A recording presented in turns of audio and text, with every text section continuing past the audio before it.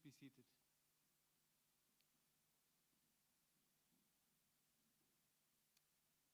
Good morning. Welcome all. My name is Panos Markopoulos. I'm the Vice Dean of the Department of Industrial Design. I would like to welcome you to this graduation ceremony, Master's graduation ceremonies for 2021, at least part 1 for today. So, welcome to you guys for graduating, family, friends, grandparents, if anybody's here. You're all welcome. This is a great day for us to celebrate, for you especially, but for us as well. You can all be very proud of yourselves because you worked very hard to get to this point. Each as a designer giving shape to a personal identity as design engineers and having your own vision of how you as designers can contribute to society. As a cohort of students, you went through quite a lot to get to this point today. Not only the deadlines, and maybe burning the midnight oil before a demo day, struggling hard to find clients, contacts, participants, user testing, all this stuff. Us as well, finding us and talking to us. So you had quite a lot to do and to carry out your work, your design work, in a societal context, as we ask, in the middle of a corona crisis. That was quite hard. You had to go through the isolation of corona, having to follow lectures remotely, having to see us learn how to do our job remotely. That was also a learning experience. So we are very proud of you being here today and to be able to deliver you as accomplished designers who can contribute to society with the unique expertise that typifies our department's approach to industrial design. Society faces several big challenges. We see it with COVID, with climate change. We see it in education and public health. And most often people look at technology as a way to address these problems. But technology should not only be faster, stronger, it has to be the right technology. And we need people who are able to understand the complexity of the challenges and to have the sensitivity to propose the right solutions for the challenge at hand. So you are these people, and you have trained hard to get here. So today we celebrate this milestone in your careers, your achievements, your great designs, and we can look back at the moments of your trajectory, professionally, but also as persons, growing, making friends in difficult times as well. So, thank you for all your efforts, and thanks especially to parents and friends for all the support they have provided you to get here today, to reach this point. It is quite a big effort, and there's always more people than the student who work for it. We shall now start the main part of this ceremony, where us as coaches will address each of you and hand over the diploma very briefly for each of you. Apparently there should be a cross somewhere. Ah, there's the cross, a black cross. You can look for it. So when I call the name, you have to stand by the cross, and then the coach every time will be delivering a small speech and handing over the diplomas, which everybody has in front of them. So I will start first. We don't start immediately with the drill because the first person is very remote. So I will start with Cizia Zhu, whom I coached. And I hope, Cizia, you can see us from far away. So I hope Cizia is there in China now, and I will read out her speech, let's see. I'm very glad to be able to address you and to celebrate your achievement at our university. I got to know you in your research semester, where you already expressed very clearly your interest in designing playful education for children. Now, this is a topic very close to my heart and the subject of European research projects that I'm working on. So I was very interested to work with you, even though at the time you were at the health unit, health squad, and we were really pushing a bit against the grain. The squad people are very nice and let us do it. So this demonstrates how you are a free spirit, and others might say a bit stubborn, determined to push through with your plan, whatever. And it's a great asset to have, because it helped you achieve excellence in the research semester. Your work has now been published in the Entertainment Computing Conference. But it helped you also when During Corona, you couldn't find anyone, thanks to us. We couldn't find schools to work with, but you did that very well. Your final project, which we see the object here today, was one that fitted again your interest and your passion. You designed a toy and an accompanying website where children 7 to 10 are supported to create, store, and replay and share stories with other children. You did this at a time of lockdown when it was hard to visit school and interact with children. And on the way, you have become an expert in designing interaction with children. So I'm sure this has prepared you well for the work you're envisioning to do, but also determined to do, as I see. So I have been very happy to work with you and very appreciative of your diligence and commitment to your goal. So I believe you will do lots of good things in your future. So congratulations with your diploma. So I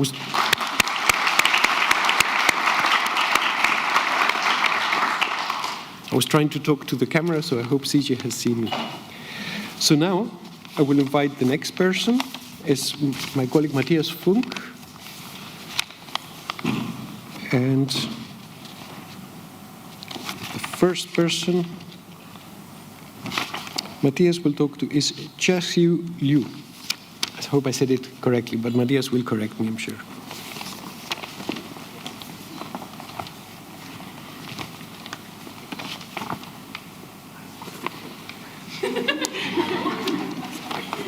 In real life, it's amazing, right? Okay. Dear Chasu, dear Shou, congratulations to your master degree. I will not read my speech because René wrote a better one, and that's the one I'm going to read. So this is René speaking. It's been an absolute honor for me to coach you, and also for me, but René. You are the first master student that I have coached, and you have definitely set the bar high for those who will come after you or who will follow you. From the very beginning, you showed a very strong interest in topics that I was also passionate about, and you approached them in such a sensitive and new way that our meetings were always inspiring. I especially loved how you approached data from such a soft and humane perspective. I think this will be a great inspiration for the age of data that we are currently discovering all around us. Much of your masters took place during the pandemic, with most of our coaching happening online and even in different continents and time zones. However, you did not let the pandemic get you down.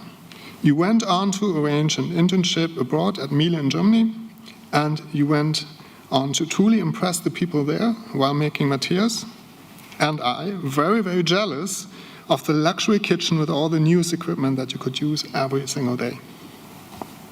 What has always amazed me about your work is how incredibly hard you work and how you manage to squeeze so many design activities into one semester. We've really seen you grow and gain confidence, not only as a designer, but most importantly, as a person.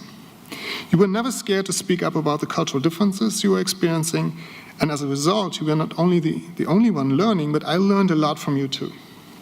It has been incredibly inspiring to see how you have created a place for yourself in the design community. Unfortunately, I could not be here today to congratulate you, your family, and your friends in person. They can also be very proud of you, and so am I. I'm already looking forward to seeing what the projects that you will work on next. You're always welcome on the 5th floor to have a chat. I wish you all the best for the future, and I hope to see you soon again. René and Matthias.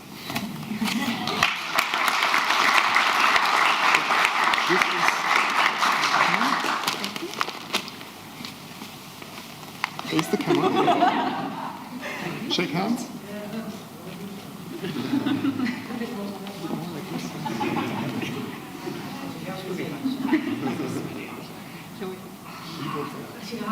Sorry, you can use your hands.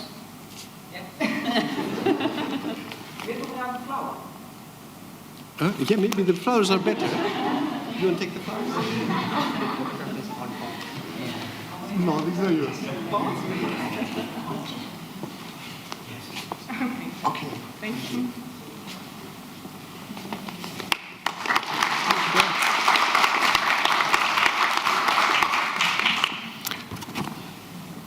The next one is Dan Nordmann.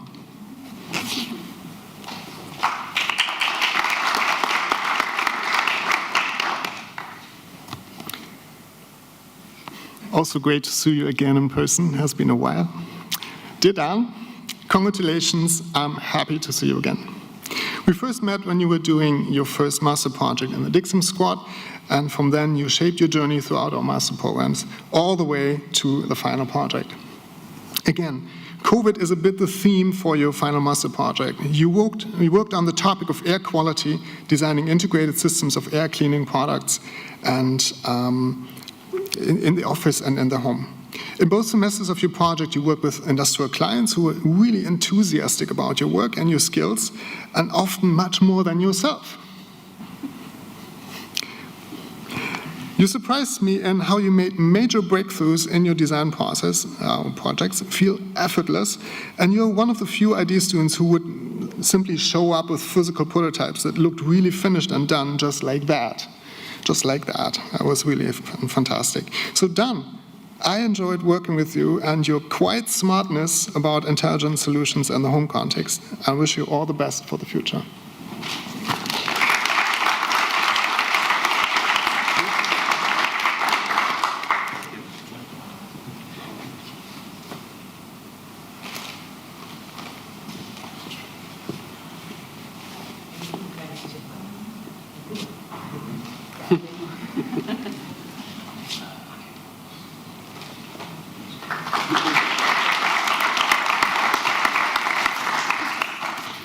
The next one is Salman.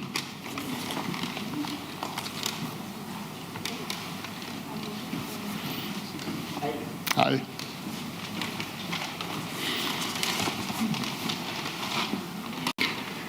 Hi, Salman. Congrats, and it's great to see you here again. Your second master year was dedicated to the topics of personal finance and educating young adults about money. Why is this so important? Because money is actually hard. First of all, not so much is available. More seriously, good trustable information on investing money for a faraway future retirement or bad times is often not available or not clear. So you did extensive research on the topic and decided to design interventions to help young adults figure money out in a playful way. At the same time, you used the opportunity to combine this design challenge with your interest in data science and machine learning. And you did all this in a highly structured way. So our coach meetings were basically aligned with sprints. If there's no sprint, there's no coach meeting. And this way of working allowed you to achieve really a lot in the given time and pandemic pressure. Now that the COVID times are slowly changing and you got your master's degree secured, I wish you all the best for a bright future. Thank you.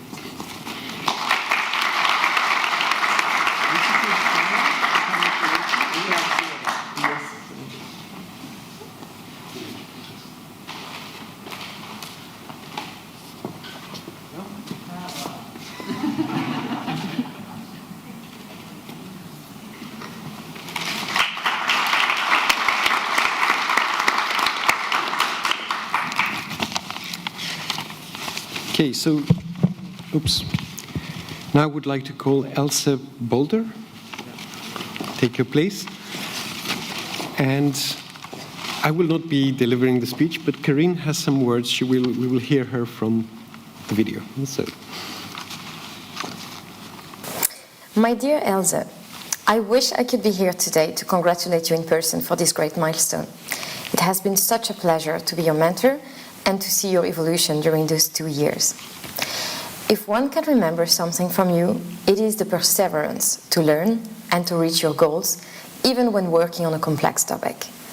At the start of your journey, you fell, yet you stood up way stronger and you impressed us all by your resilience. That was the new Elsa, ready to get things done and ready to 3D print a lot of things. Your graduation project focused on measuring patients' emotion before an MRI examination, which was a brief from Philips Design. It required to understand complex psychological theories, to work with data, and a good amount of sensors. You also learned how to set up lab experiments to a very good level, and with a constant attention to ethics. For instance, how to worry, but not to worry, your fake patients. Only Corona prevented you from conducting the test at the hospital, but yet you found creative alternatives. And how funny is that to see Bureau Mullikedingen ending up with an MRI setup in their basement. You also had the patient to explain over and over again what exactly you meant by measuring emotions through manipulation.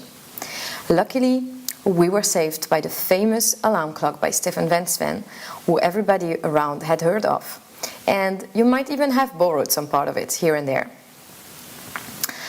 Overall, Else, you have a drive for addressing topics that matter, for designs with an impact, away from the beautiful for the sake of the beautiful. During your career, I am convinced that you will use your strengths to make things that matter. There is still a great interest in publishing on this topic with you, so you will for sure hear from Pepijn and I again. We were grateful to accompany you and to learn from you along your journey, and we wish you all the best for the years to come.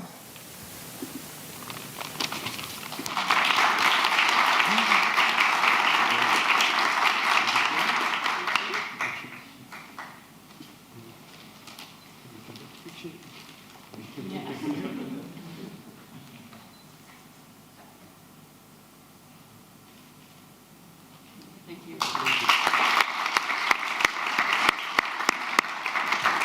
And I would like to call Jody Boulder to come. Jody Oplat, sorry. I think we'll play Karin again. Dear Jordi, although I'm not present today, unfortunately, recording this speech is a great moment to reflect on the past years and specifically on your achievements. We can easily say that you have been a true Vitality family member, doing the project with us and even endorsing the role of squad assistant. A family member also because you are an amazing team player, always ready to help, to teach others and to learn from them. During these years, you really wanted people to go exercise. Loop, course, wiggle 1, wiggle 2, with all these designs, no more excuse not to go. What I appreciated the most was your curiosity and your desire to anchor your designs within specific theories which could bring some more meaning to the topic of exercising motivation. First, you address co-responsibility and then slow technology. Both are rather challenging ones, but you showed a great deal of commitment and perseverance to succeed. In your graduation project Wiggle, you decided to be somewhat a pioneer and to explore the business opportunities behind slow tech. This was a very interesting approach for your client BMD, and I take the opportunity to thank you for your valuable contributions on behalf of Pepijn and the whole BMD team. You also have an attention for details and you made great prototypes. But I think the funnier anecdotes about your project were probably your unintended passion for sound design. We could definitely know when Jordi was in the squad testing his prototypes. All these methods were bringing a new dimension on how to trigger behavior change. I mean, the tech was slow, but it was definitely not silent. Overall, I can only say that I'm very proud of your development. You overcame a lot of doubts and gained so much self-confidence. Keep going that way, acknowledging your strengths and value as a designer. I'm wishing you all the best for the future, and I'm really looking forward to see the great project you will conduct.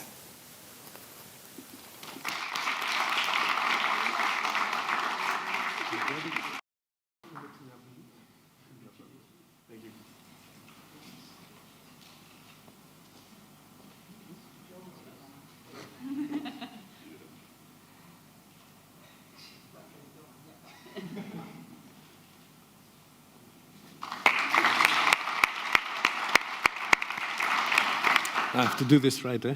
Schuurtstamhuis.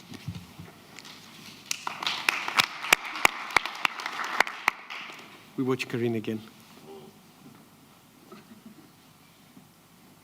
Good morning, Sjoerd. It is a pity that the graduation happens this week and I can't be there in person to congratulate you and to take a memorable picture together. But I saw you not long ago, last week, presenting your graduation project, The Office Agents, at the Dutch Design Week. And I thought, that's a great conclusion to this excellent project and to your own trajectory as a designer in training. What a change From your pre-master in Vitality, trying to interview kids on playground using sentence completion, to your transformation in the TP squad. And I mean, we barely recognized you when you came back, but you had this ability to then make the best of both approaches in your way of designing. You are both a great maker and a good thinker. You do question things, and you always want to achieve your best potential.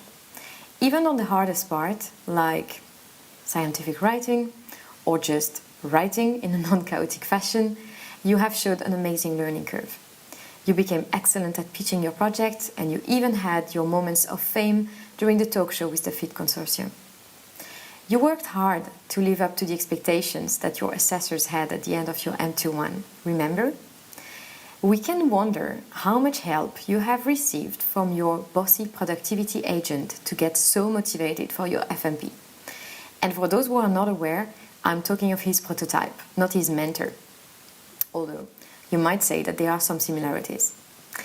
You wanted to achieve an excellent project, and you gave yourself all the chances to succeed. You also discovered academia through some perhaps awkward situations like this entirely remote Kai demo session. I have to say we felt a bit lonely on the Zoom demo, but the role-playing was fun nevertheless. I said it already, but I'm going to say it again. If someday you hit your head and feel crazy enough to work in academia, give me a call and I will gladly supervise you again, but this time for PhD work. I have learned a lot from you, and so did the entire team. The FIT Consortium clients were very impressed and inspired by your work as well. I'm very proud of what you have achieved so far, and I'm looking forward to seeing where you will land and the impact that you will make. Congratulations again, and take care.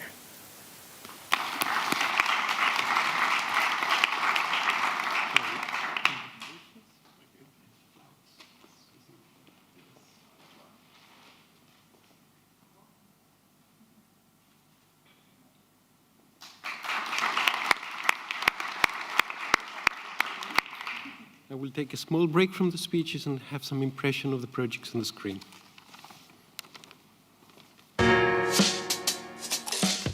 Gender disparity permeates nearly all moments of the cardiac care pathway, including life-saving cardiac rehabilitation. To question this status quo, I've been using the feminist design practice of troubling design to explore how an ethical and responsible feminist nutrition intervention could look like for women in cardiac rehabilitation. Through critical reflection on my own prior work in food tracking, I found an uneasiness that by only offering rigid self-tracking technologies to women in cardiac rehabilitation, we're perpetuating systems of oppression where women are expected to be constant projects of improvement through hyper-surveilling and policing their bodies. To rethink how technology can actually acknowledge lived experience and support women in their relationship with nutrition during cardiac rehabilitation, I've designed a platform introducing intuitive eating. Through 10 modules, women are supported in re-meeting their bodies, including rejecting diet mentality, honoring their hunger, coping with emotions with kindness, and honoring health through gentle nutrition. A chatbot function supports women while they learn to tune back into hunger and fullness cues, using the hunger scale to foster trust in the intuitive knowing of the body. Ultimately, by staying with the trouble, I want to spark critical conversation about the ethics and impact that nutrition tracking technologies have on the women that we're designing them for, and how technologies can instead become champions of feminist liberation.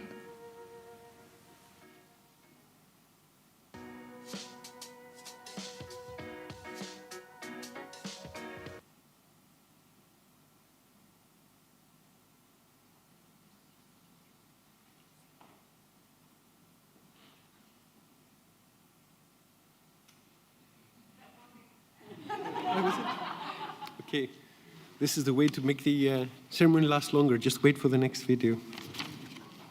So I would like to call my colleague, Daniel Tetter, to continue.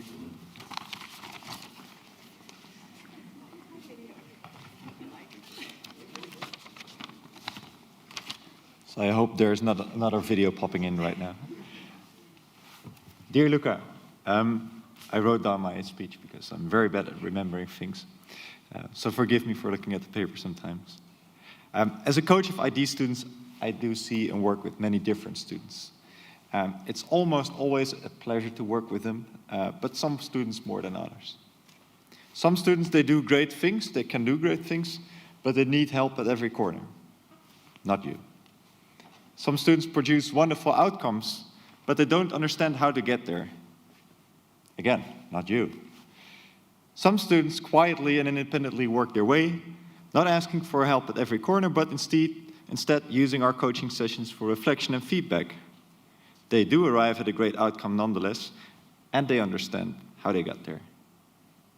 Guess what? That's you. So for your final master project, you did a great project on stimulating children with cerebral palsy and to use their affected hand in activities of daily life. And this is quite a complex challenge because it's a complex phenomenon to deal with. They're a particularly complex user group to work with, and all of this, of course, in the context of Corona, was definitely not easy. Well, you did pretty well, actually. Pretty well. You did very well. The client was very happy with your result. And that's part to the perseverance, the patience, and also the scientific rigor that you applied in your process. You were not easily brought from the, let's say, straight path, even if there were challenges that seemed insurmountable. So these are qualities that define you as a designer. You're analytical, you're an evidence-based designer, but at the same time you're also empathic and sensitive, which is very useful in projects like these. So qualities that are really indispensable, especially when designing in a complex domain such as the one of your FMP, or one could say qualities that actually define a true design professional. So today I'm very happy that I have the opportunity to hand to you your diploma and formally declare you a professional designer. Dear Luca, it's been a pleasure to be your coach, and I'm really happy to congratulate you with your master diploma.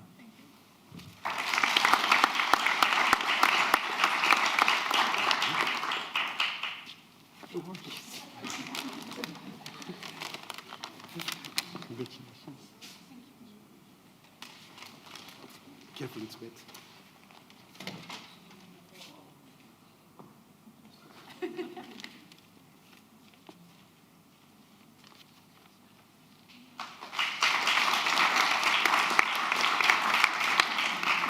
was trying to keep the flowers. The next graduate and the next coach are both virtual. So I hope we are connected. It's Heusung Ye, hopefully he can see us, and Rong Hao Yang has a video to play with his speech. So let's move to Rong Hao. Hi, my name is Rong Hao Liang. I'm the mentor of Hui Zhong. Dear Hui Zhong, huge congratulations on your cum laude. You're my first student to receive this honor. I'm very proud of your achievement. I wish we could celebrate this together at TV in person, but now you're back home, so the best thing I can do is to make this video with some subtitles, hoping my message could be crystal clear. Now, here we go. What makes your project work so well? I had to think it over, through, back, and forth to get the following answers. I think it works well because you were very reflective and flexible in adjusting your development path. I think it works very well because you were very open to suggestions and keen on pushing yourself and embracing the challenges. I think it works well because you completely commit yourself to what you believe in and always keep your promise. You never give up. These qualities did not stand out initially, but became more and more noticeable to me as time went by. You impressed me, not only that you excelled in my course and made several publications, but also in your creative thinking and quality doing. In your final master project, you collaborated with a group of computer science and electrical engineering researchers from the United States and Taiwan working around the clock. Everyone was excited about the result and appreciated your contribution to the team. You impressed them as a designer, who is capable of translating technology into user experiences.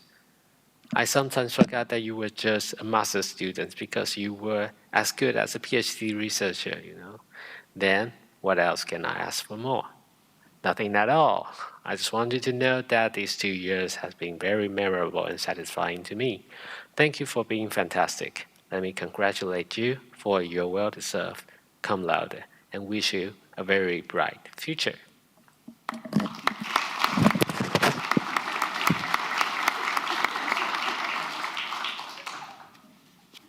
So now we will continue with my colleague Max Berg and Lois.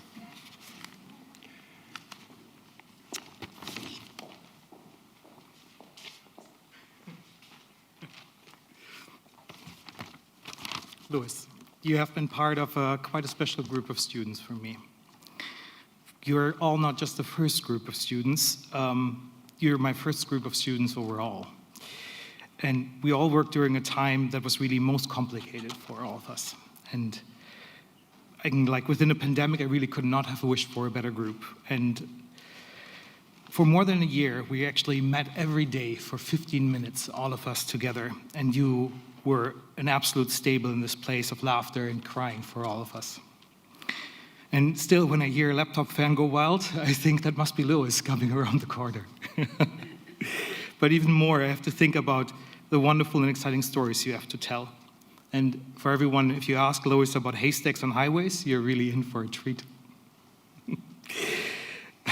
Louis' tagline throughout our program has been, I want to design for wonder. That was a real challenge when we started out, because everything needed to move online. And you took this effort, really effortlessly, and first created an online museum experience and evaluated individual differences in user experience online. Without hesitance, you learned quantitative methods and rigorously explored and compared data. Your skills to collaborate are outstanding. First, this part of your project, you found your personal blacksmith who created a patch for you. That's a type of sword. Someone to voice recording for your online experience, and many others contributed through discussion by translating text into Latin or helping you to record promotional videos. You really needed to take your ideas from the digital into the physical. So you got very close to the prehistoric Dorp and to Yvonne Lammers, the Hoft of the prehistoric Dorp. The prehistoric Dorp is an outdoor museum that presents historic practices from different ages in very lively settings for all of you to kind of get an idea. I really highly recommend to visit it. In your final project, you designed a live experience for the prehistoric Dorp, wrote scripts, acting instructions, and developed a wonder-inducing narrative to draw people into the exciting world of the Dorp, so really just in line with your design and vision. And the challenges to pull all this off are really high. You have to consider real-world environments, the context, visitors of all ages, have a narrative that works out of sync, and lots of different technical solutions. You solved all these challenges with intelligent, thoughtful solutions that kept the experience first. And I think part of your trade secret is that you are always looking for collaboration as a source of strengths and providing yourself into those contexts that enriches them to a degree that I think only you can provide. And while your work really is impeccable, I will always remember the joy and fun you brought to our chats, your can-do attitude, to solve problems, and your approach to kind of make this world a little bit more wondrous. So I'm not surprised to hear that you're back into acting, organizing theater, and inspiring others. So congratulations, Louis. It was indeed full of wonder working with you.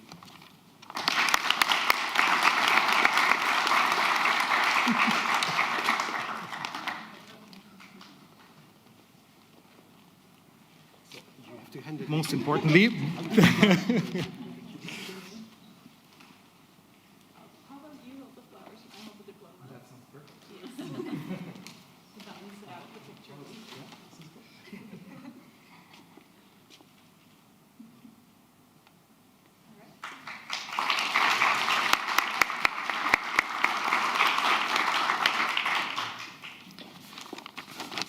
Tim, you're next.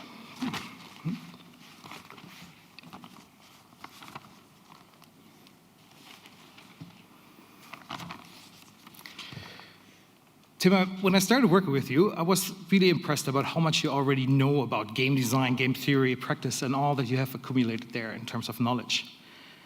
And I was even more impressed when we started to kind of like discuss some of those topics, because you consistently hold yourself like within kind of really challenging environments. And when we are in those discussions, I'm not the easiest kind of like to let go, but so you're neither, right? You're like really focused and know what you're aware of what you know. You tackled complex problems with determination and learned to really adapt quickly to quite novel situations. I think I've thrown you into the deep end like more than once, but you know, you always came out of it like even more proficient and efficient. During our daily meetings, you often said, "Oh, I ran into a complex problem, and that might take a moment to solve." And I regularly thought, great, that's going to keep you busy for a week. It never did. After 24 hours, you came back and like just stated in passing, "No, I made it work. Like it's all good." Like, and kept on moving on. I was really, really impressed by this approach. Methodologically, and with just the right amount of making it work, you kept on making progress over and over. And you were thoughtful, and the closeness of your work, and my kind of familiarity with this topic actually led to a publication at one of the top conferences in games research, titled Pathfinder, The Behavioral and Motivational Effects of Collectibles in Gamified Software Training. And that was the first project we did together. In your thesis, there we are, you built on your first experience in Unity and developed game mechanics to create the experience of earthbending, a combat technique from Avatar: The Last Airbender, a popular anime for those who are not aware. You can draw stones up, smash walls, overcome obstacles. And you went into all this with like an attitude of really looking at the small and the big at the same time. So a very, very thoughtful kind of direction. So during your project, you investigated this design process of game mechanics, conducted and reported multiple studies, and received input from experts in game design. You developed protocols, questionnaires, in-game measures to understand users and showed the difference between different prototyping fidelities. Your work is technically and from a research perspective really, really challenging because it requires you to integrate theory, technology, and user data, draw conclusions, then modify an already existing prototype. And this is a challenge that I think only a multi-talent like you could actually have like taken on and address. And these are things that I have gone into like during my PhD research as well, and people struggled more with it. So I'm throughout just really, really impressed like with your work attitude and the way you address these challenges. So that being said, I'm really lucky to keep working with you for a while. So I hope we're going to get into more challenges together. And Tim, congratulations to a degree, really, really well deserved.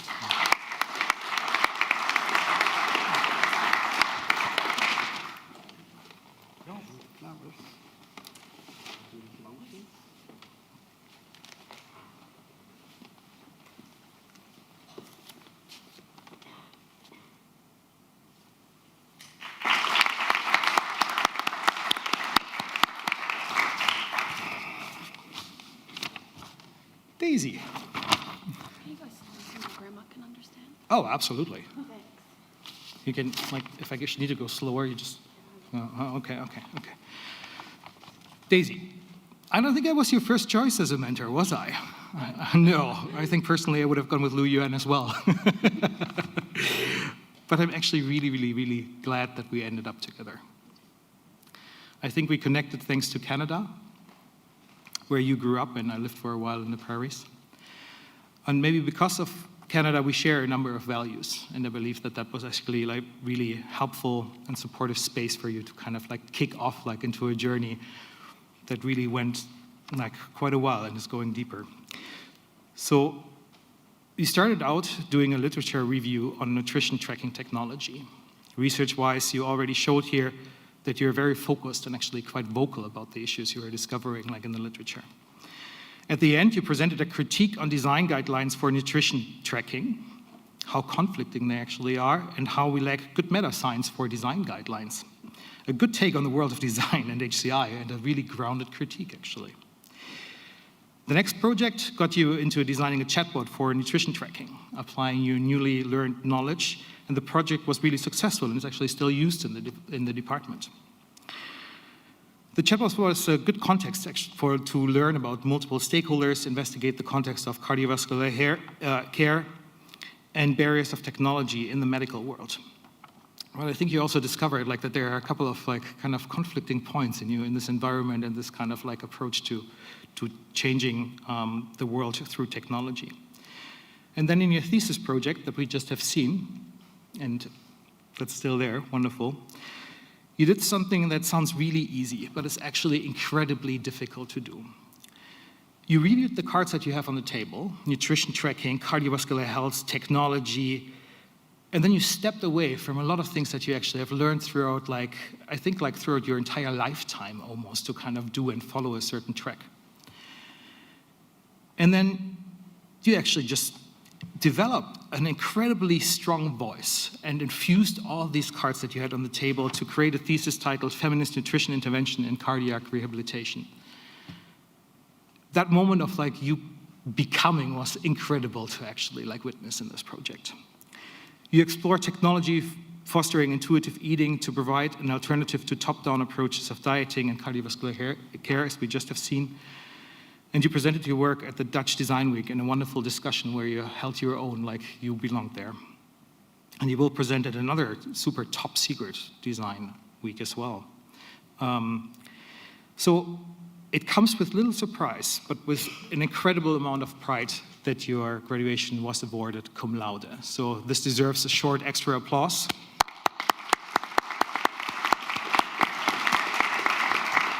You will stay with us and continue as a PhD in collaboration with Philips Design, where I believe that your advocacy for value-based care will contribute to real-world impact, and I think they couldn't have wished for a better candidate.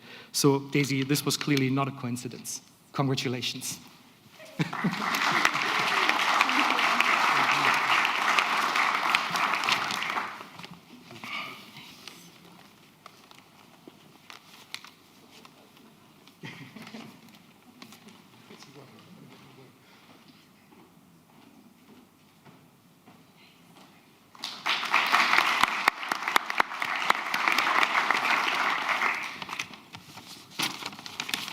Verle.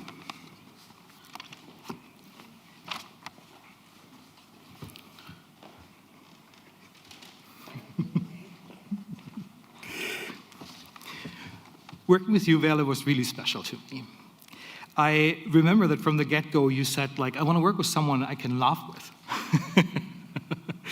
What a great criterion for working together for 1.5 years. Like, if you can laugh together and find funny moments, and like all those moments we have to go together through, like, I think it's a great way of moving forward. So this worked actually really, really well. We laughed together about all those stupid little moments and challenges we faced together throughout. Your work evolves around Relax Change, a drum that aims to allow people who suffer from anxiety to express themselves physically. So really like kind of a take on like this idea of that we always have to calm down and kind of like, calm ourselves when we experience moments of anxiety, but that we can express ourselves. So your first prototype, I remember that was 2 plants with a bunch of wires sticking out. I think was developed with one of the best co-designers you can create with your mom, who's also in the audience. And then you took your work to Germany, Gießen, which is one of the hotspots of evaluating therapy outcomes. And here you inspired clinical psychologists to engage with design and explored like the design space of clinical psychology and brought back knowledge how to design for anxiety fits into practice. I think this is like an incredible achievement of kind of translating and advocating kind of for design in spaces that are actually not easy to access, but have like a real world impact for the people who matter. In your thesis, you evaluated the effects of Relax Change on anxiety from a personal perspective and with the help of others.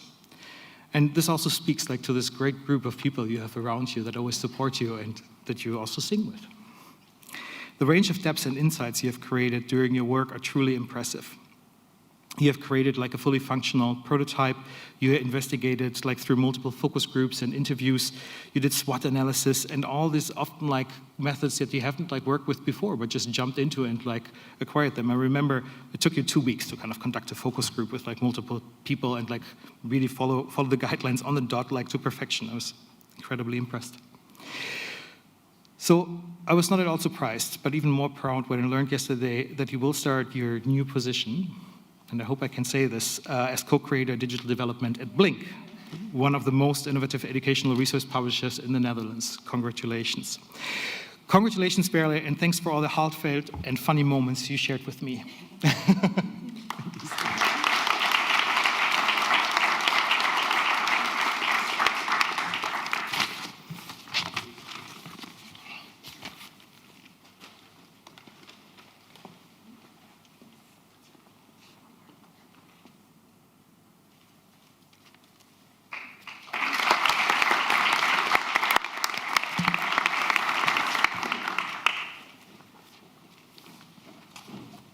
Thank you, Max. Thanks, everyone. I hope you have enjoyed the personal addresses, but also seeing a bit the variety and the quality of the projects that we see in this department. For me, at least, it's a very good moment because I get to see you in my courses a bit, or working around, or hear glimpses left and right, but I never see the full quality of what you are doing. So I'm very proud of what you have achieved. So congratulations to all. I have to do a serious part, so I will put my serious face now because I have to also read you the duties and the rights as master's graduates. The scientific degree of master's involves duties as well as rights. As a holder of this degree, you are committed to standards of scientific integrity, trustworthiness, intellectual honesty, openness, independence, and societal responsibility. These standards are described in more detail in the Netherlands Code of Conduct for Research Integrity and in the Eindhoven Code based on it. You also have duties towards society. You must be clear about the boundaries of your own expertise, and you must communicate honestly and independently about the results of your work, including potential risks associated with it. You are committed to the ethical codes for research and design involving human subjects and animals. But I'm sure you will do, because you have done so far. So congratulations once more. And now it's time to have, well, maybe collective congratulations to all of you from...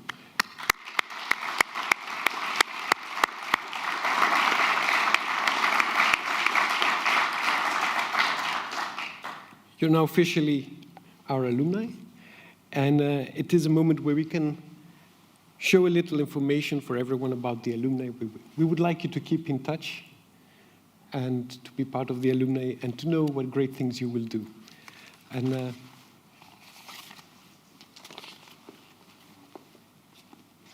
it's a white screen.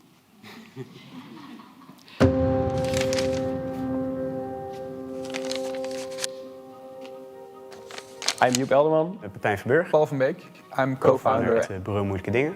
What we're trying to do is creating connected IoT proposals for other companies in a meaningful way. I make a lot of the connected probes that are part of our proposition. So these are either low energy data gathering probes or some probes that people have physical interactions with.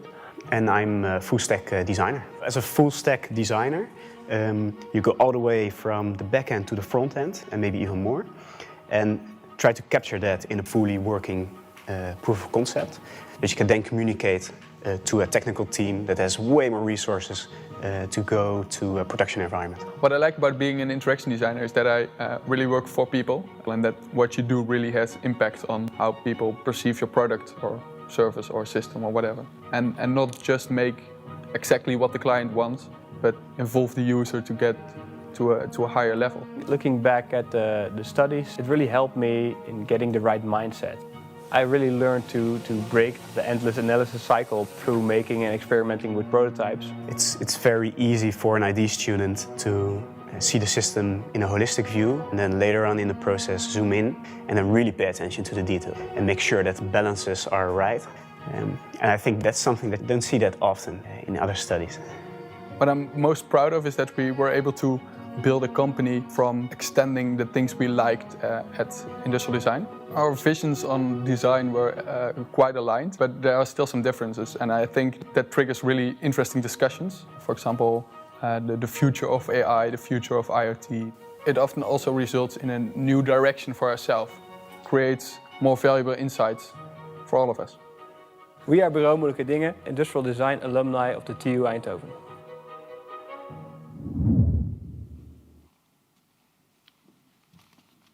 That was our alumni. Of course, we just saw 3 of them. Our department has been going 20 years. These people have done very nice things, and it's a very nice network to join, to find colleagues who have experiences to share, and they can learn from you, and you can learn from them. So that's a pat on the back to join our alumni association. With this, we ended the serious business. So now I will close the ceremony. You're all invited for drinks and for chats, but that's this way.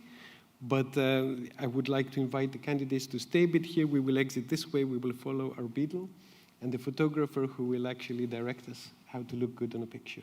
So thank you all. Maybe we follow the beetle and the audience can exit after us to the other side. So I close this ceremony.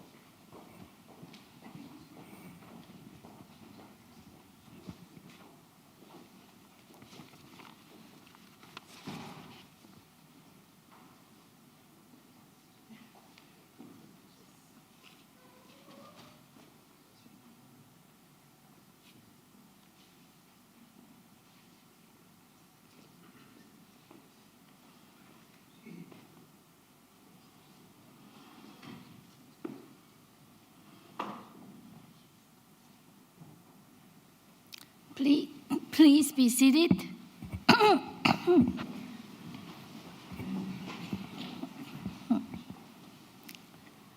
Yeah. Dear master graduates, dear coaches, mentors, and friends and families, welcome to the master graduation ceremony. This is the second part of the ceremony, so welcome all of you. My speech will be really short, don't worry. I will give enough time for your coaches to say something, but I just want to say that over the past 1.5 years, because of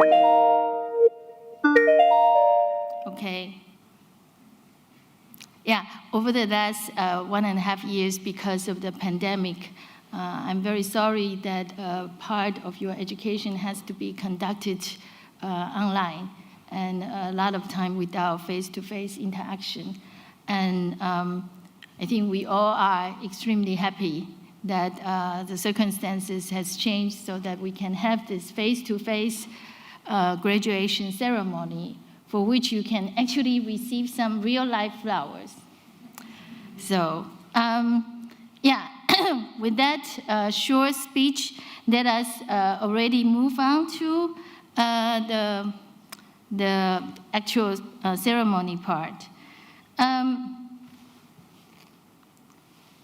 Are we changing the slide? Okay, so may I invite Noah van der Horst and her coach, Ben Scouten, Professor Ben Scouten, to come forward. Where should they stand? We'll just improvise. On the black out here. Here. No. Okay. Okay, Noah, I think we will hear this a lot of times more. Okay, yeah. Okay. Well, I think we're settled. Noah, good to see you again, and I think we will hear this much more. Noah is special, and I think for several reasons, because Noah represents the new designers that I think we educate here. And one of the special things that the qualities of Noah is that she creates awareness on technology, and that's, I think, what the new designers of our industrial design department should do and are doing. And I coached her during her complete master trajectory, and she worked with me in a project called Smart Technologies Empowering Citizens, where we look at new ways to empower consumers, for instance, from consumer to prosumer, where they actively are involved with the products Philips designs. And within that, the first project that Noah did was Brushy. Actually, it was a crocodile that was a model for how to brush your teeth. And as you know, a crocodile has a lot of teeth. So it took us, it would give the nice environment to teach a child with his mother how to brush the crocodile's teeth, so that the child afterward would be able to brush the teeth of ourselves. That's typically a product where we could call of empowerment, where we could speak of empowerment in the way that the child does it, him or herself, with her parents in a natural environment. And you did a tremendous job, actually, created a doll with all the technology in it. So that to me was very special, and to Philips also, because they asked for more. And actually we are designing new toothbrushes on the work that she created. The next project, and that's the last project, was actually on children and technology and creating awareness in the same project. And you started with one of the most difficult examples, TikTok, and how that can be used and be abused and misused. And I think the best way to empower a child is to put her as soon as possible in the seat of a driving car, or to become a coureur, or what I'm trying to say is that to not keep things away from her, or to guide her into the process. And that's what you did. And also here you worked with naschoolse opvang. I couldn't find the word in English, but and you were very smart in talking and working with your partners. And I always thought it was very special to work with you, because you are stronger than me, for instance, in in the way you manage your projects. Sometimes you were better than me in the methodology that you provided, because sometimes, you knew more than I, so you could keep me sharp. And I really liked to work with you. And I hope you will now in the future keep working in this nice field of children and technology.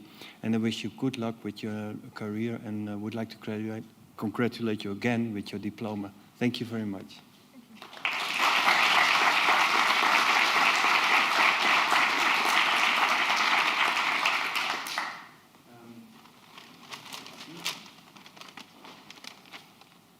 This is your diploma. I'd like to hand it out to you.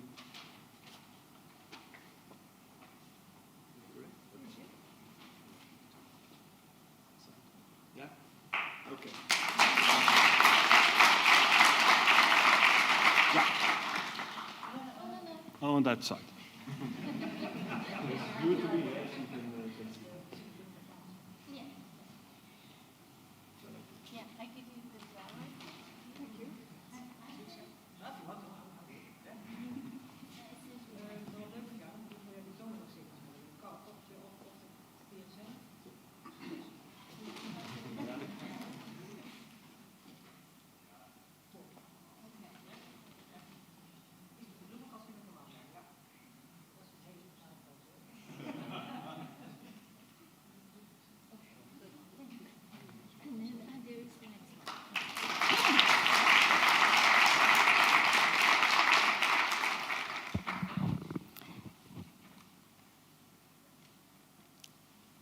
Next, I would like to invite Luz Fulmans to come forward. And the coach is Professor Ben Scouten. Luz, good to see you again. You look wonderful. Luz is special, but special in a different way, I think. And why? I think she likes to change the discipline of design a bit, and she's always on the edge. And design is changing, and I think the word she likes to use is humanistic design, or the way in which people are represented. And the products and services nowadays go beyond functionality. We have seen this already through experience design, for instance, but in games and in numerous apps. But now with the changing world, we see another dimension added, and it has futures implied or awareness implied. Products and services express the way we want to live. And you can see this, for instance, in the Dutch Design Week, in which you had a beautiful project, which we're now talking about, but also other products that express the meaning, the values that we want to represent in our future society. And it takes it a little bit away from the functionality, but also reflects on the way we want to live. So the role of the designer will also change with that. And we need a new designer. And Luz is such a designer of the future, a mix of a philosopher and a designer, in fact, but in touch with reality. You can call her an engineer, especially now that she has her diploma, of course. Her first project of her graduation year was inspired by data and Cambridge Analytica. In a product, she provokes us all to think about the future and to come up with an opinion, alternatives on who owns the data. And in her last project, she goes a little bit further, where she combines speculative design with post-anthropocentric philosophy and human enhancement technology. And I was wondering if I would use this task, but this word, but I will do it, because she thinks that there is an alternative to the dominant philosophies of the present. It acknowledges the damaging forces of humans and environments while recognizing that the way forward is to work towards preferable futures in which humans recognize and develop relationship with other species. And that's what you did. And she worked at it to a technology which is called human enhancement technologies. And inspired by Donna Haraway in a book, Staying with the Trouble, she invents and imagines new ways of living and dying in this multi-species world by using speculative fabulation, speculative feminism, and science fiction. So she designed a beautiful add-on, actually. It looks like wings, but it's gills, in fact, and you can see it here, that would give us the possibility to live in the water and be part of the ecosystem. wow, I still have to try it. And I saw the movie. I was on holidays in the Dutch design, during the Dutch Design Weeks, but I thought you did a terrific job. Success with your further career. I know you will shape the new designer of the future furthermore. Thank you very much.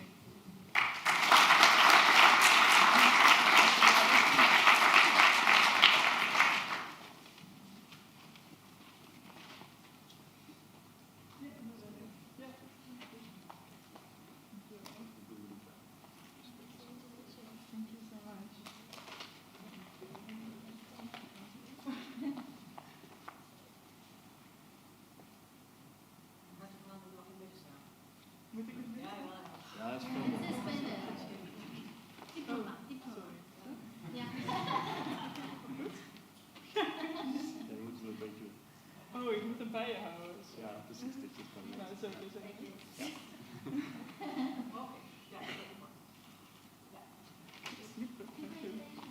Thank you.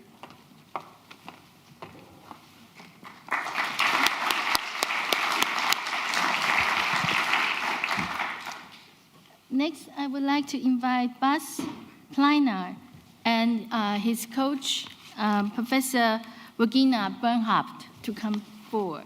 Please take your place. Bas, first of all, my sincerest congratulations. For a master's study, I think you have been doing not only well, but exceedingly well. You have made an incredible development over the last 2 years, and I'm really proud that I was allowed to be your mentor. For me, you represent a very different type of designer that I think we urgently need in the future. Because, as we might all know, there is this digital world. And the majority among us, we still might feel there is the real world and there is the digital world. Unfortunately, they are getting closer together because every time we go to the dentist, to the doctor, our health records, everything about the human is stored in the digital world. And they become interconnected. Even sometimes we say now that humans have become a digital twin that is represented there. And that's what you have been working on in the last 2 years. I remember the first project you did, which was very different, but it was the idea that this digital world, we cannot touch it very well, so you tried to bring things from the digital world into the real world. And it was tangible. It was called Battle Grid, and it got published in a scientific conference. So it was your first scientific contribution. I think we all were very proud about that. And you continued. You were investigating the smart home and how people try to interact with it. And then in your master, you thought about, well, why can't we make the virtual world a better place? And this virtual world should be something we can also touch.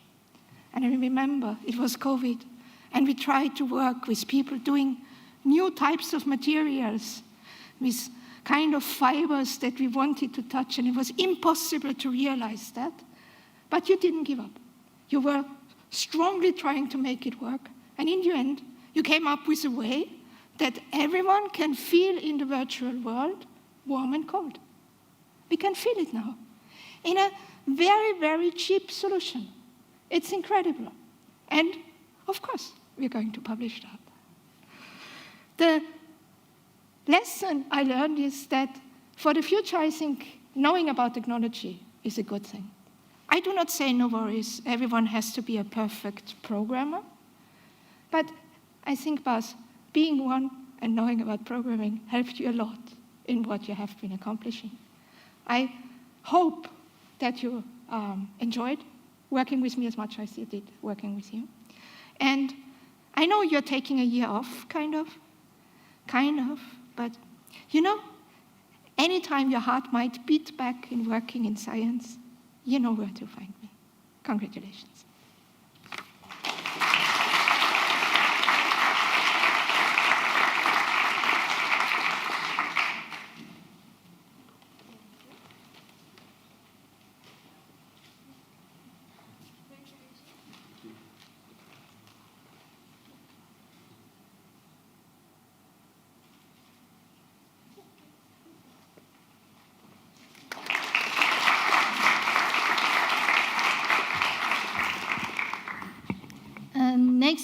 like to invite Joris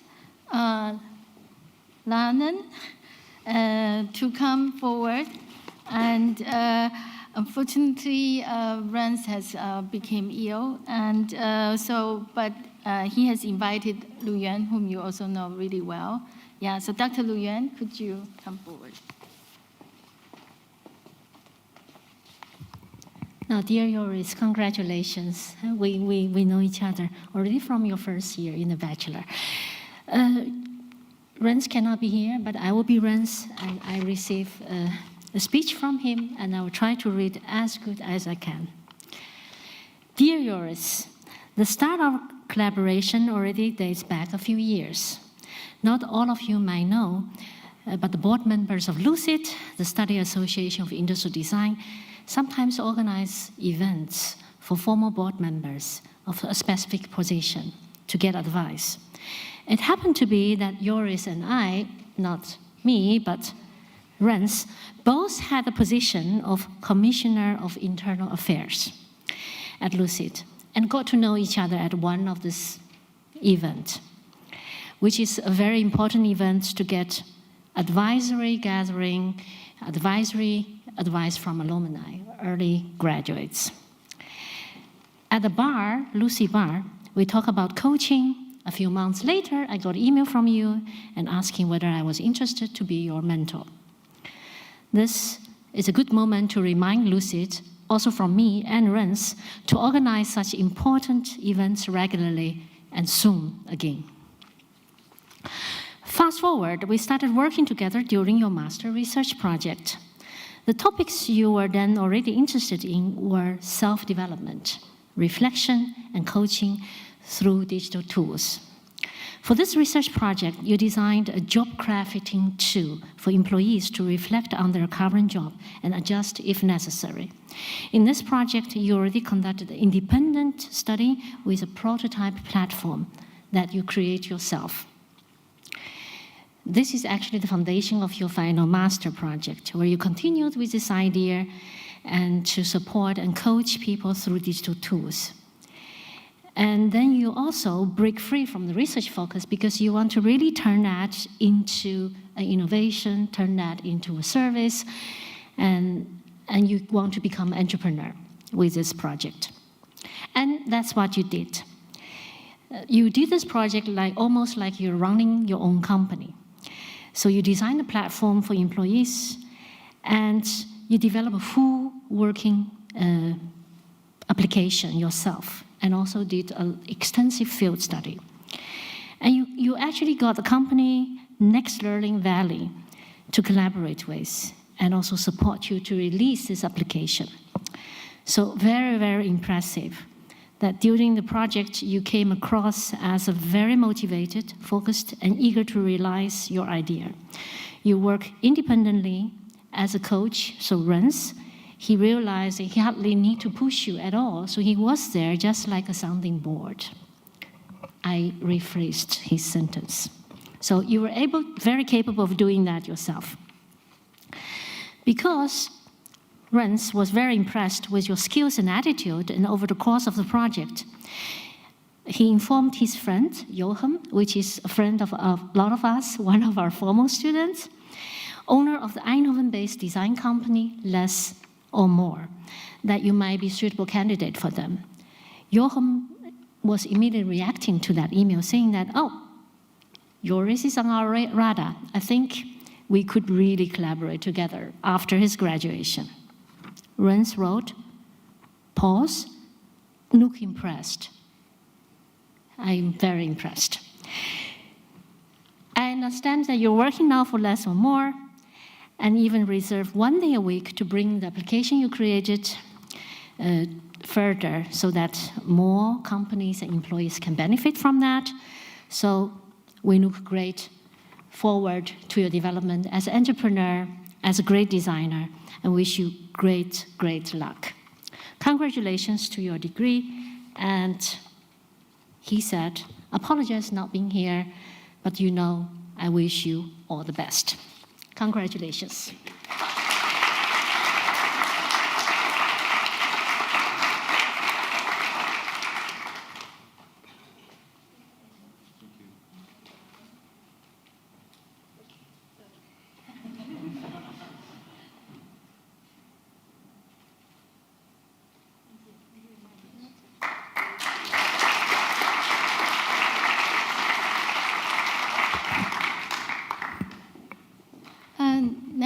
would like to invite Fabiana Kranz and her coach, Yaliang Zhuang, to come forward.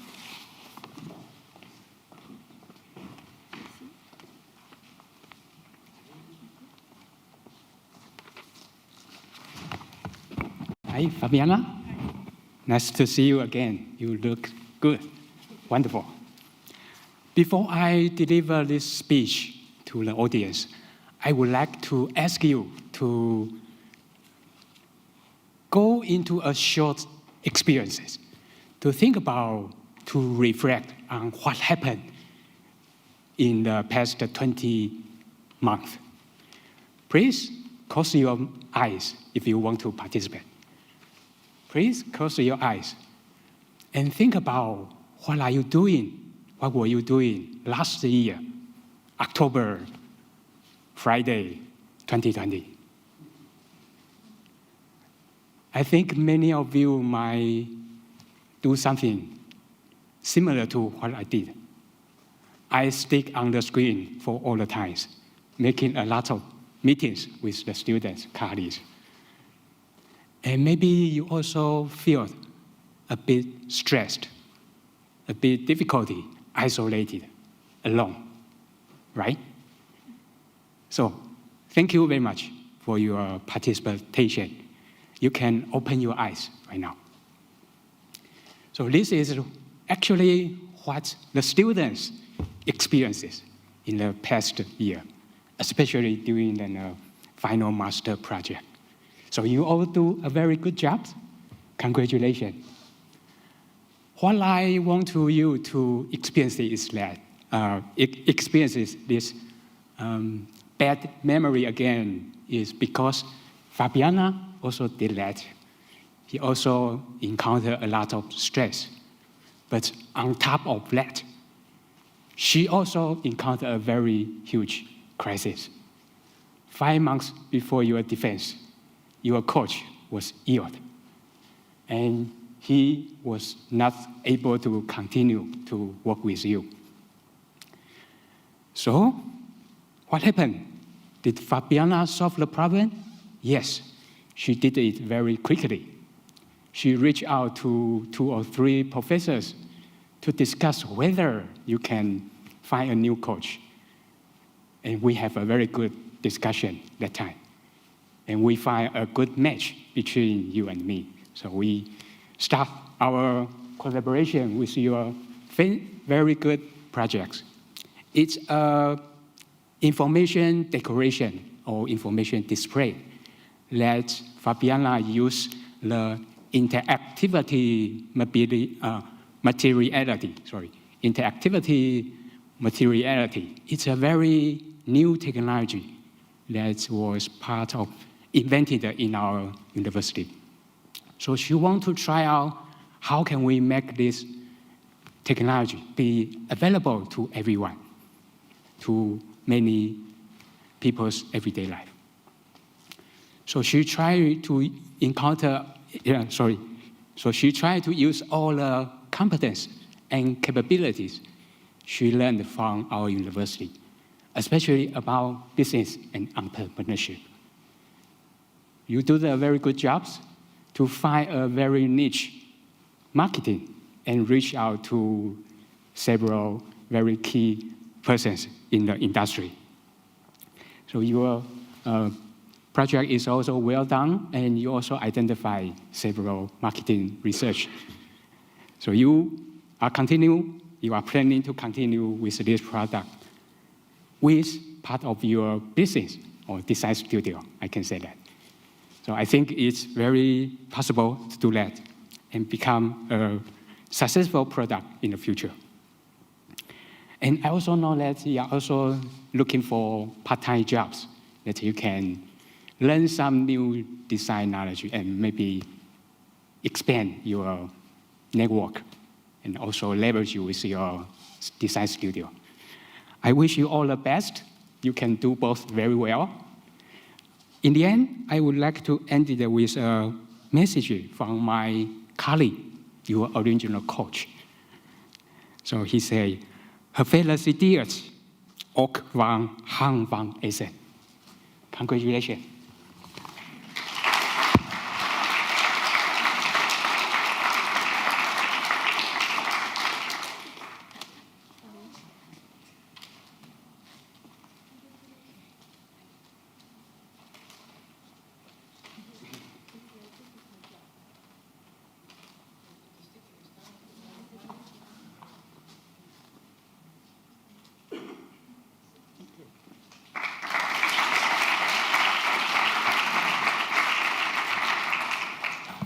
Next, I would like to invite Panther Kethouse. And again, the coach is Dr. Yaliang Zhuang. Please. Hey, Benty. You look wonderful today. And especially, I know you have a better job compared to the one you approached before the summer. Congratulations. I'm very happy to have our mentorship in the past 2 years.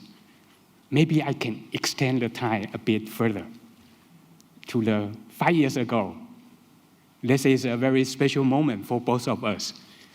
We had a very fresh start. I came from Taiwan, and you just started your bachelor here. So I'm very happy to coach you in your first design project. From there, I know that you are very interested to use the Disney design methods, or I can say creativity, and also the storytelling to inspire your design and make the design concept interesting and innovative. So this is what she is also very interested about the robotics. She did several projects to think about how can we bring the robotics to everyday life. So during your final bachelor projects, you try out different ways. You start from kitchen. How can we make everyone want to make a good dish to be much easier and make the dish much good.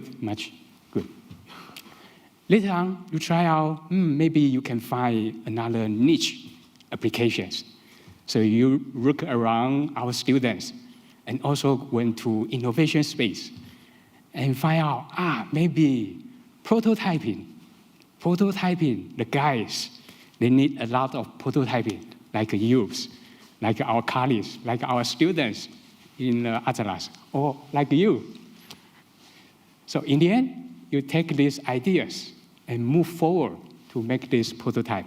It's called Tara, that can help you make the prototype quick, easy, and much accurate. So I see a lot of possibilities and potentials on that. And finally, I would like to encourage you to continue with the Disney ideas you have in your mind in the beginning. There can be a lot of resources you can use in everyday life and also especially for your projects, like you did, right? You use the WALL-E as an inspirational source and make it product in the end. Congratulations, and I wish you all the best for your career. So this is your...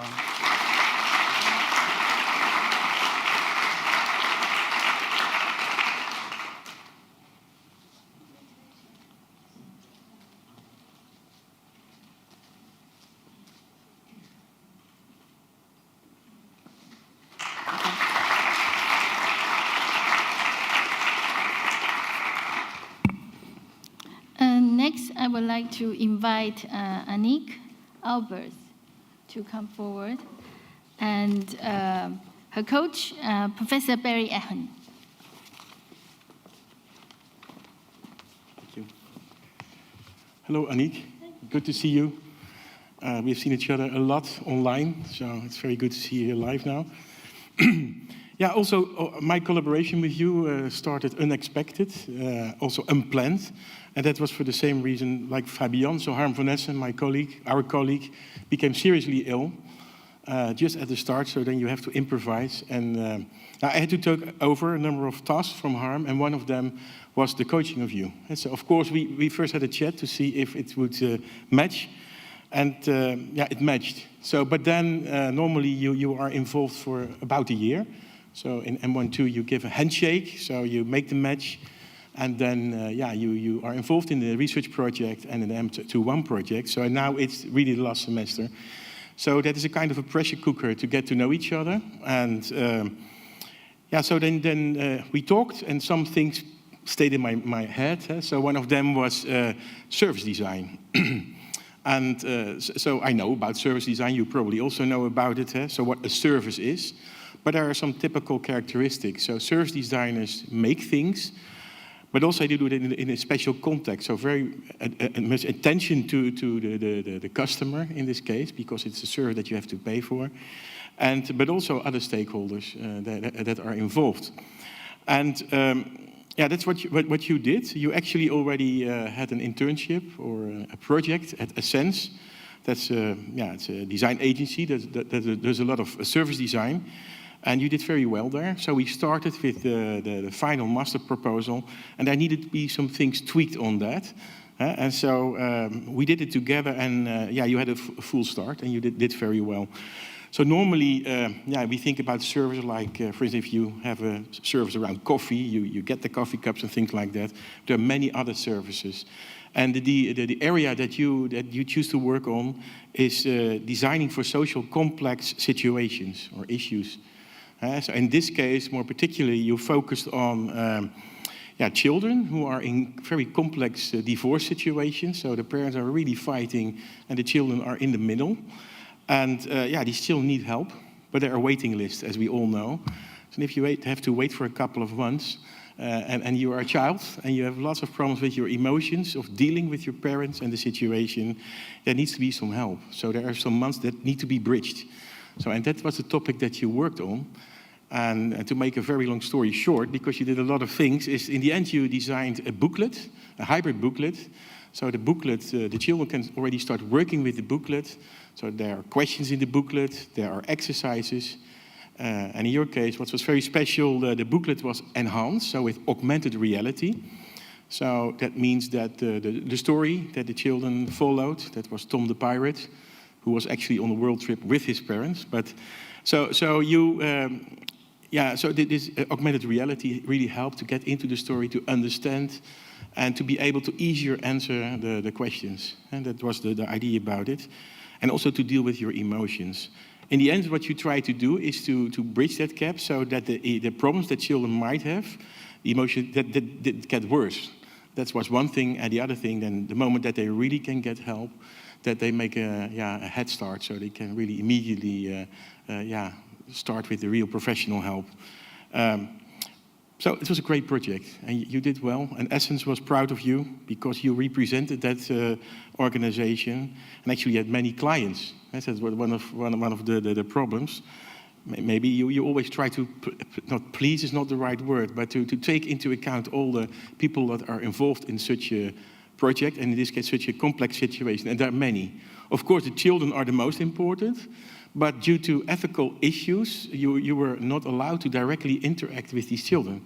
And you can imagine the moment that you start talking about your ideas, about your concepts, and the children are in the middle of these problems, yeah, it can get worse. So we do not allow nowadays students to do that. So you had to fall back on other people that play a role there. For instance, specialists in childcare organizations, but that enabled you to really get a nice profile of the children and use that profile in an effective design.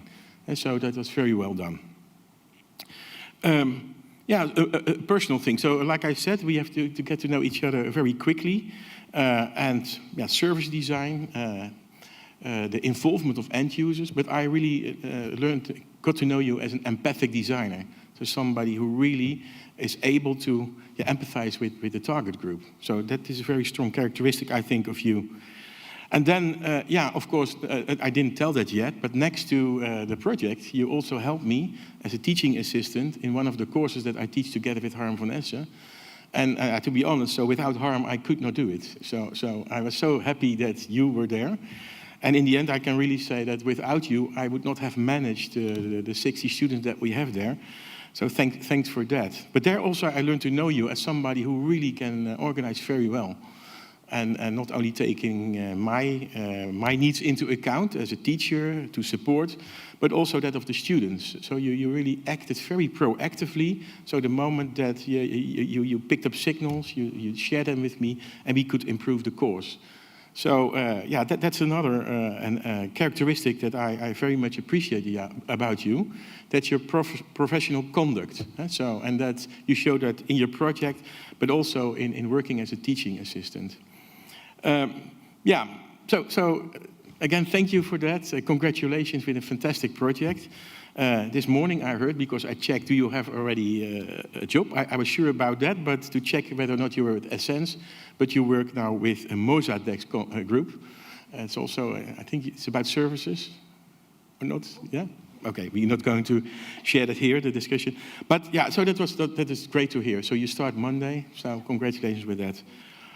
Okay, what remains then is to give you the diploma. Yeah?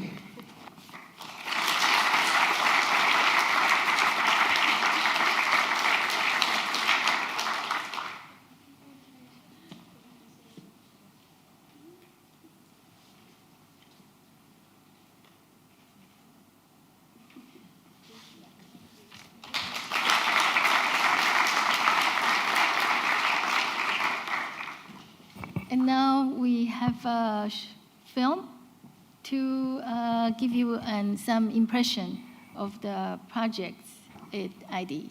Yeah.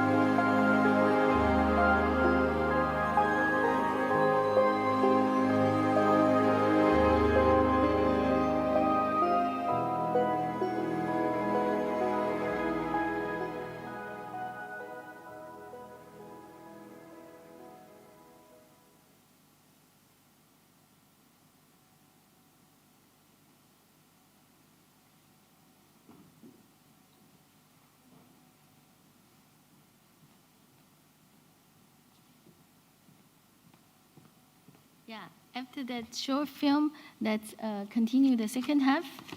May I invite Evie Vanden Mankov and her coach, Dr. Joop Frans, to come forward.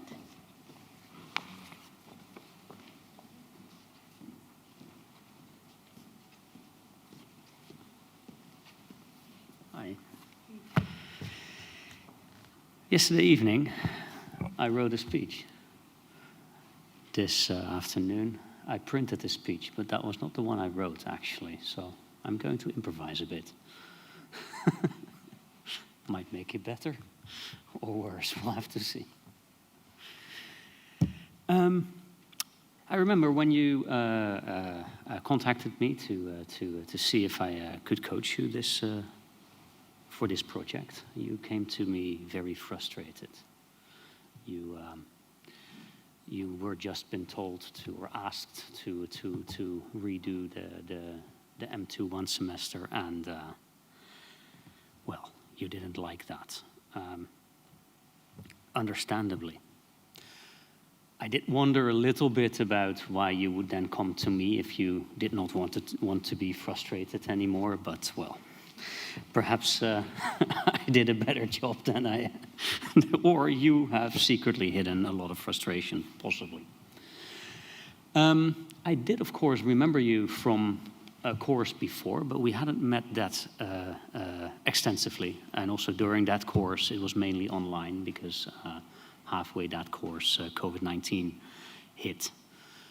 What I did remember was your visualization skills that really drew the coursework that you did together with the group to a very different level.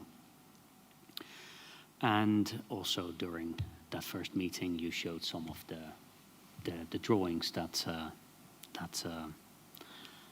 well, create part of your identity as a designer, and really appreciated that.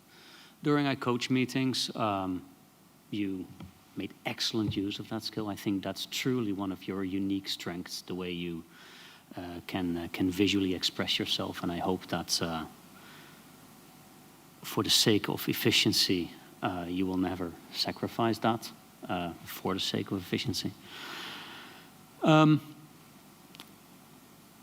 I also appreciated that you had always a very structured approach, and that you were so kind as to always repeat what we had said the week previously, because I have a terrible memory, and after I asked for it, you did that. So thank you for that. I think that our coach meetings were quite a bit more effective because of your reminding me what my opinion the previous week had been. You created a physical photo browsing device, and you split your project in two. First, you created a theory-infused part, and then you went and tried to make it, or made it, commercially viable. And you had high aspirations. You said, well, I really want to have some proper scientists to advise me, and some proper commercial experts to advise me in the second part. And I was a little bit skeptical, I'll admit, now, not then, of course, that in you being successful in trying to contact these people and then convince them to work with you, because I know how busy academics can be and how busy people in practice can be. But you were very successful in finding your academic sounding board in the person of Elise van der Hoven and I had the abbreviation earlier, but I printed the wrong document, from Australia, Sydney, Australia, and William Odom from SFU in Canada.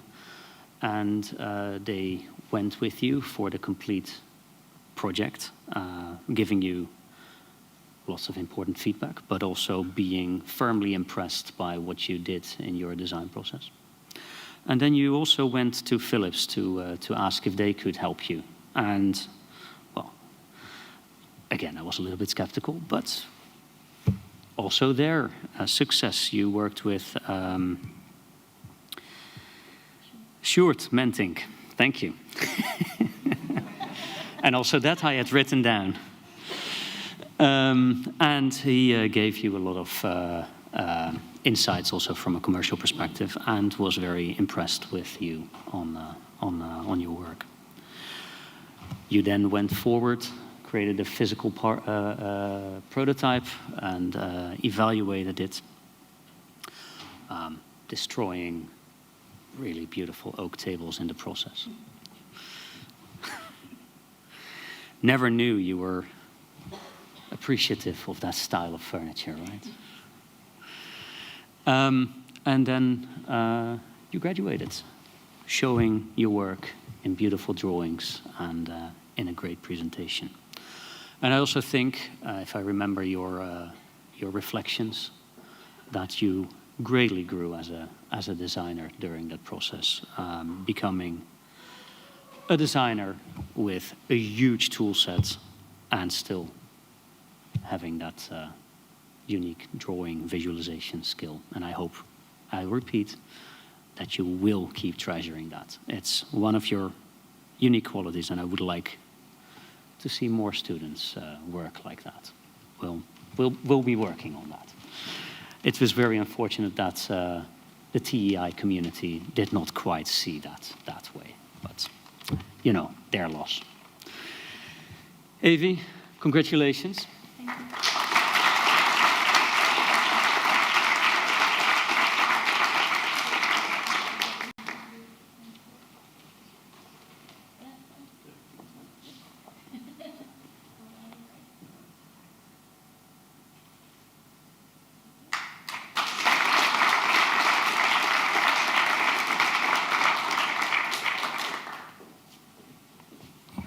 Next, I would like to invite Nick Vosko and his coach, again, you friends, Dr. You friends. Thank you. Nick, yesterday evening I wrote a speech for you. Unfortunately, I printed the wrong one. So I'm going to freestyle this. And it might be for the good or for the worse, you never know. You contacted me a while back, and I remember that that you were, well, unlike many students, were not interviewing me to see if I would be the coach for you. You really wanted to show off your work and see if I'd be interested in coaching you. And of course I was, because when I see good work, that piques my interest. I'm a sucker for good work, so I agreed to coach you. Later I also heard from Christina that she really recommended you and that I should really say yes, but that was way after I had already committed to coaching you. But it's good to know that you came warmly recommended, right? You first did your M12 research project with me, and there you set out to learn more about designing for interaction. And even when you said that this whole research thing was not really your cup of tea, I think you did a good job. You persevered, pushed through, and really made a wonderful series of light interfaces that created different interaction styles that you then experimentally compared to each other. At some point, when you sort of went under the radar for a week or so, I was a wee bit worried, but then you materialized with a report back again, and I realized that I shouldn't have worried. It was good. Then you started with your design project, your graduation project. Here, I should have written this down. Well, I did. And you focused on food preparation, and I don't think that I can say much about that as it was an NDA project, but you convinced the people from Arçelik, which is actually a really big company that most of us don't know. It's the third player in the appliance sector worldwide. And you convinced them that you would be the right person to work with them on a new project around food preparation in their Amsterdam design lab. You worked with Tony Weisselbraun, and well, even when I can't say much about the project itself, it was about fermentation, says the slide, so I guess I can say that much. He was properly impressed. He liked what you did, and that the same went for me. What I really appreciated in how you approached this is that you, well, you have had a more classical design training before you came with us.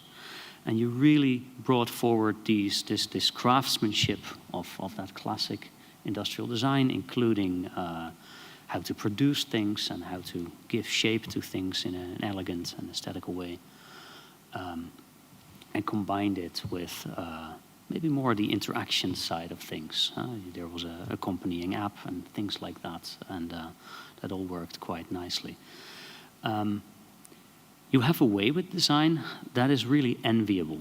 You can effortlessly make something look elegant and beautiful, and you have a knack for the little mechanisms that sit inside. And even when you design these things, even when you say, well, this is what's having my focus and this not so much, so I'll just sketch it out a little bit, you know what you're talking about. And that became very clear also during our discussions during the assessment, right? I think you did a very good job. I think you're a unique hybrid between classical industrial design and the industrial design Eindhoven style, and I'd like to congratulate you with your graduation.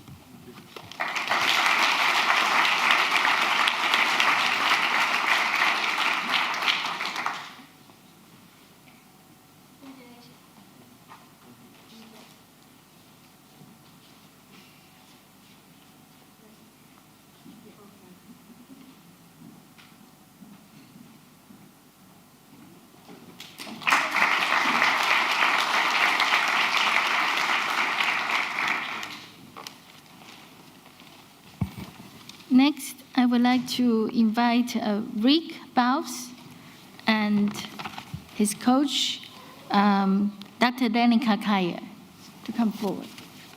Please.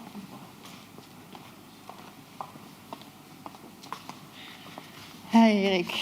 Nice to see you again and in person. I mean, we have met in person when we first talked about me becoming your mentor.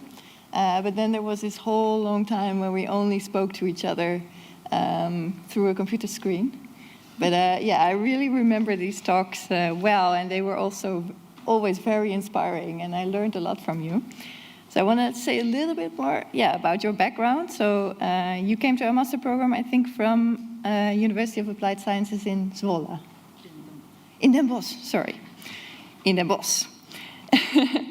And then, you came to me for your master M12 project.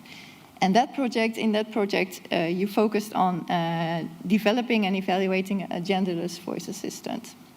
And I think that through your whole master, while I was your coach, you have really developed and shown yourself as a very passionate design ambassador for the inclusion of stigmatized groups. And in design, and with a specific focus on the inclusion of non-binary genders. And this language is also something that I learned from Rick, I guess. So I've become a bit more comfortable in this area, but still, at some point, Rick taught me about the differences between sex and gender, and that is very important, but not so well known.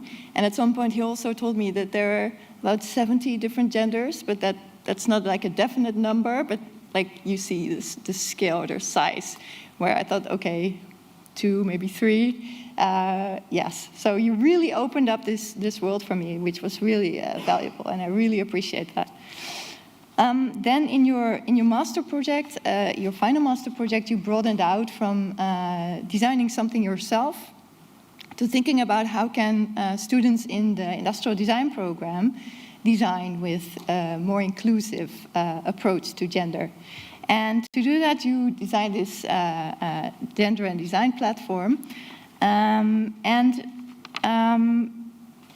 It offers students like an accessible place where they can start thinking about as well as implementing gender inclusivity in their design processes. Your process didn't always go smoothly. So I think a trap you sometimes fell into was that you wanted to do too much, too well. And that resulted sometimes in that you kept pushing design decisions ahead of you. And I think this also shows your sensitivity. So we talked about this a lot. You didn't want to step on the toes of people with different gender identities.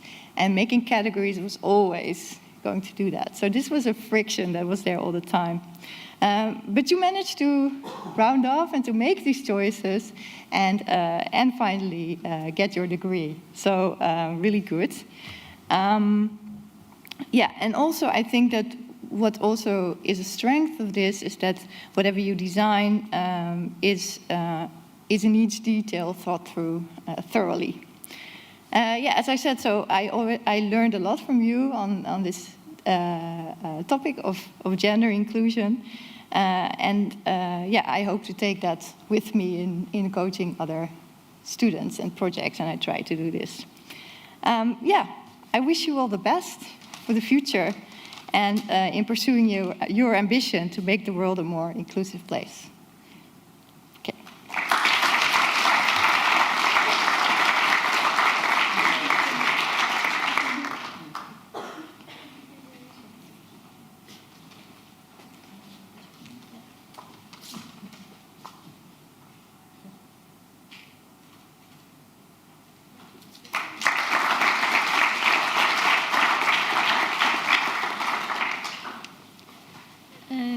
Next, I would like to invite Jeanette Dion to come forward.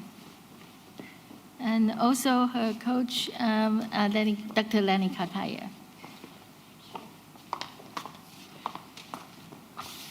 Hey, Janne. It's also really good to see you again. And seeing you here together also made me remember that throughout this period when we were all sitting behind our screens, I think you and Rick also developed support for each other. So yeah, thank you for helping me coach you guys. I think that was very helpful. Janne also joined us from a University of Applied Sciences background, from the Fontys here in Eindhoven. In Venlo, okay. Not good with my geography, sorry about that. During your master program, you developed a really strong sense of the designer you wanted to be. And this was not directly the type of designer that our program routinely delivers. So there you were sort of pushing the boundaries and encountering the edges of the design program. I will say more about that. So after first doing a project about energy demand of future home security systems, which had close relations with my personal research interests, and is a project that I still often mention in any kinds of conversation about this topic of energy demand in home, was a great project. You, in your final master project, you indicated that you wanted to take a different direction, and that you wanted to address major societal issues of inequality and environmental deprivation. Maybe you said it like, I don't know if you said it like this, but I interpreted it as you didn't want to design things for people who already had it all. But you wanted to focus on groups of people lacking the means to meet even their basic needs. So this is how you eventually ended up with a focus on supporting sleep quality of refugees. This resulted in your design, Lumio. But the process, yeah, there were a lot of stumbles in the process. Also because you were adamant about evaluating your design with the actual target group. So we are talking about vulnerable people here. And initially your ethics approval was declined, but you didn't give up. So I really admire that in you, that you kept continuing, and Janne found experts herself who were able to support her on the aspects that I wasn't an expert on, and in the end she did evaluate her design with this vulnerable group in an ethically sound and well-designed way.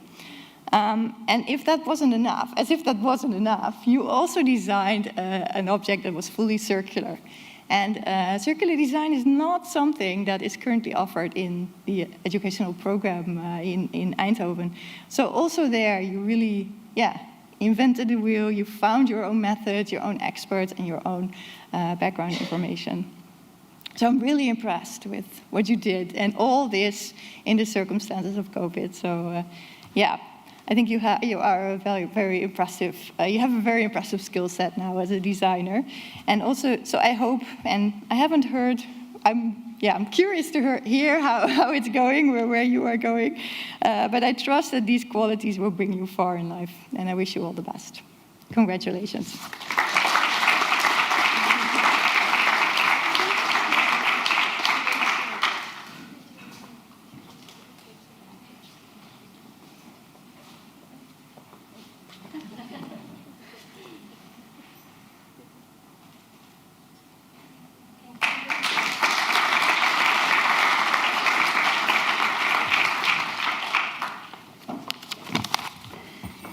Next, I would like to invite Lisa Stavenauter and her coach, Dr. Lu Yuan, to come forward.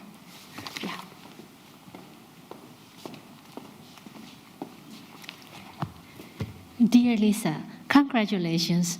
It is so nice to recognize you are actually taller than me, because normally in front of the screen you don't see that anymore.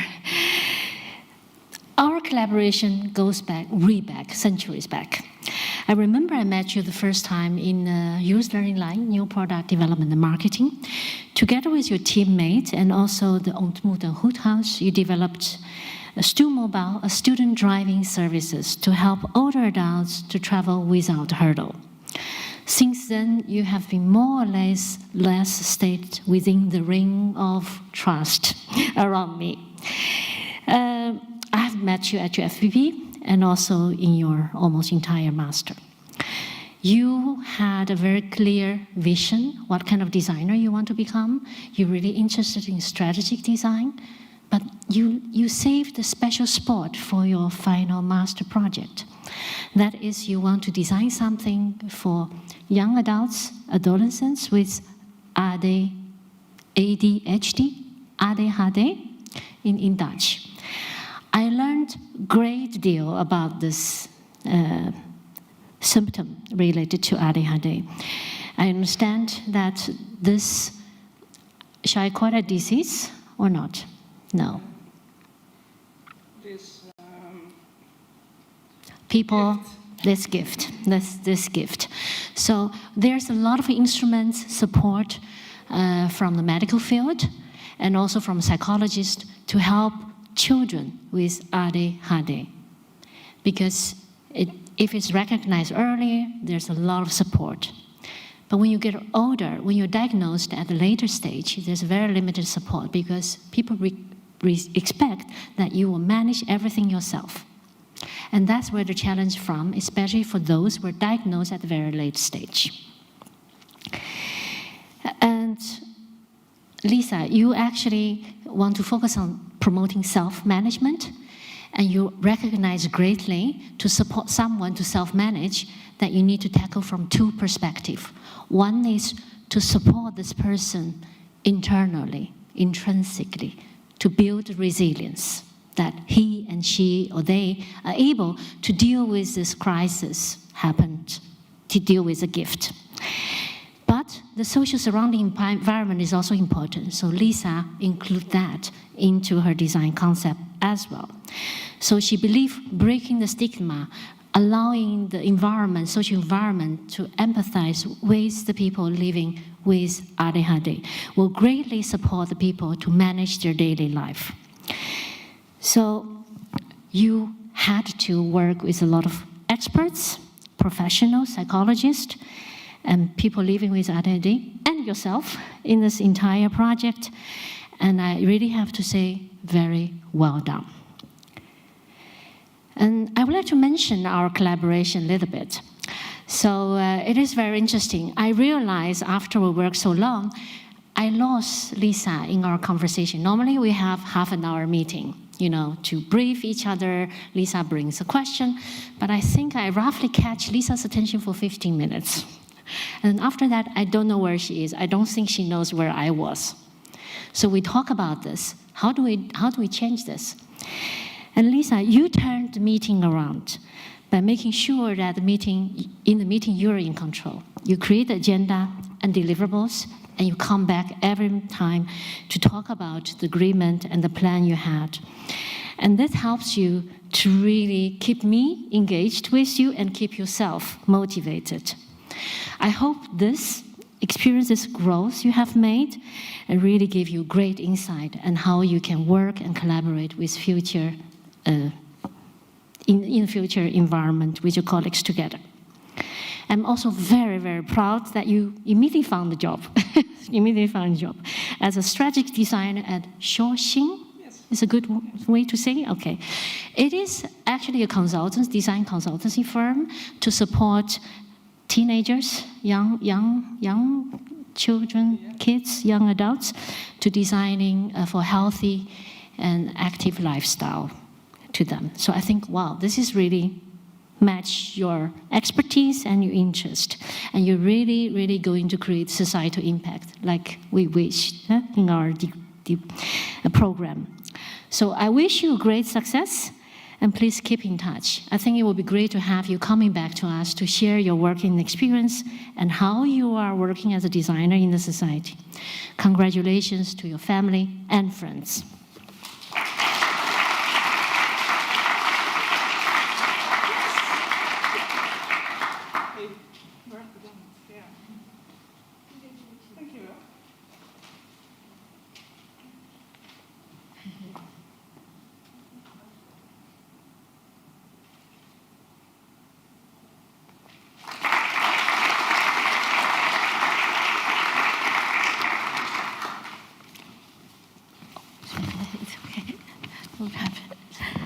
Yeah. Next, I would like to invite Wieler and Techeler, again with the coach, Dr. Lu Yuan. Please come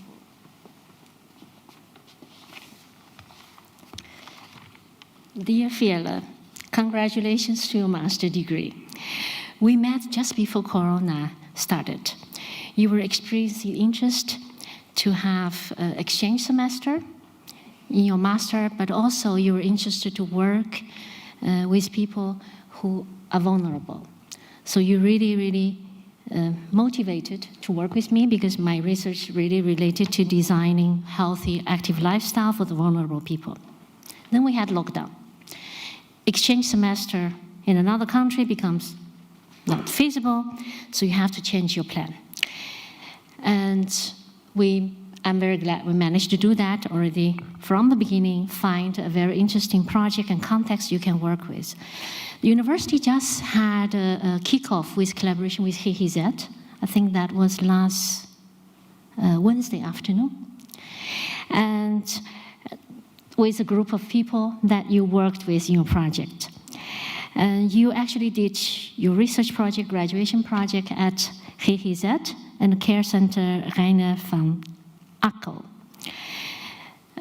You focus on people living with psychiatric stress. So for people living with that stress, it is very often that they tend to hurt themselves and also hurt others. So sometimes they have to stay in an institution and to get treatment. And very often they are going back to home. And the big question is, when are they coming back?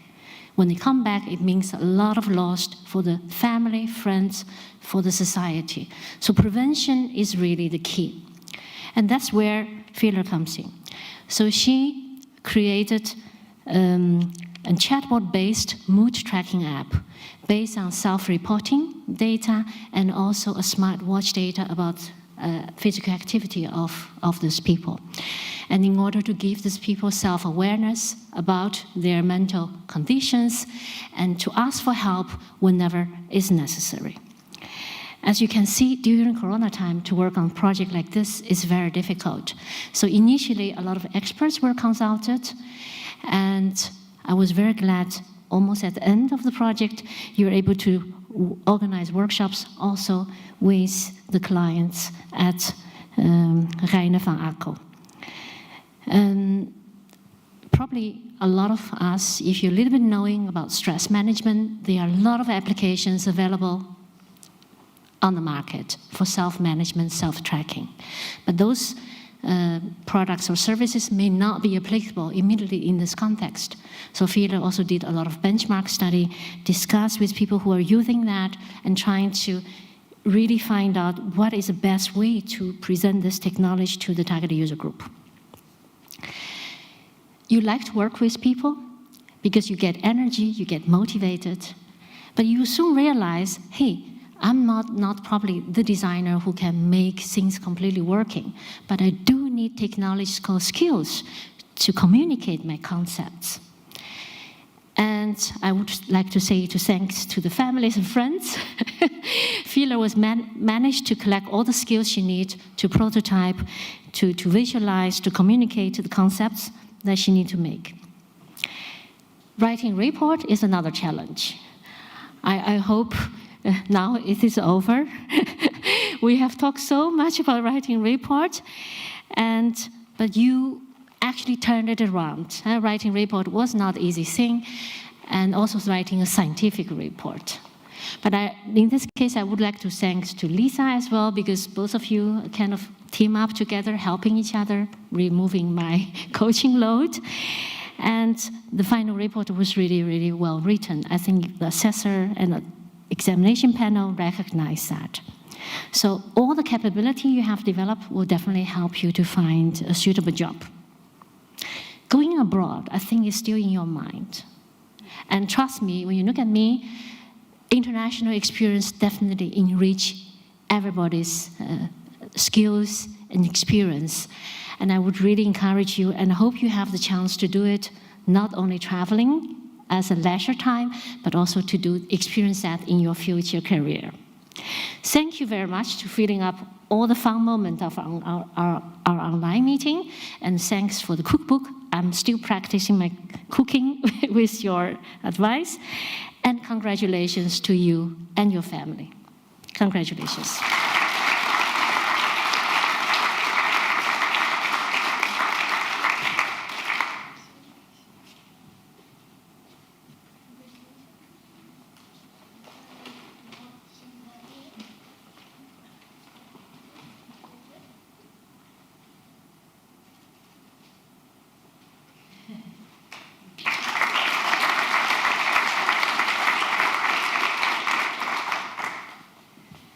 Next, I would like to invite Milu Beard to come forward, and her coach, again, Dr. Lu Yuan.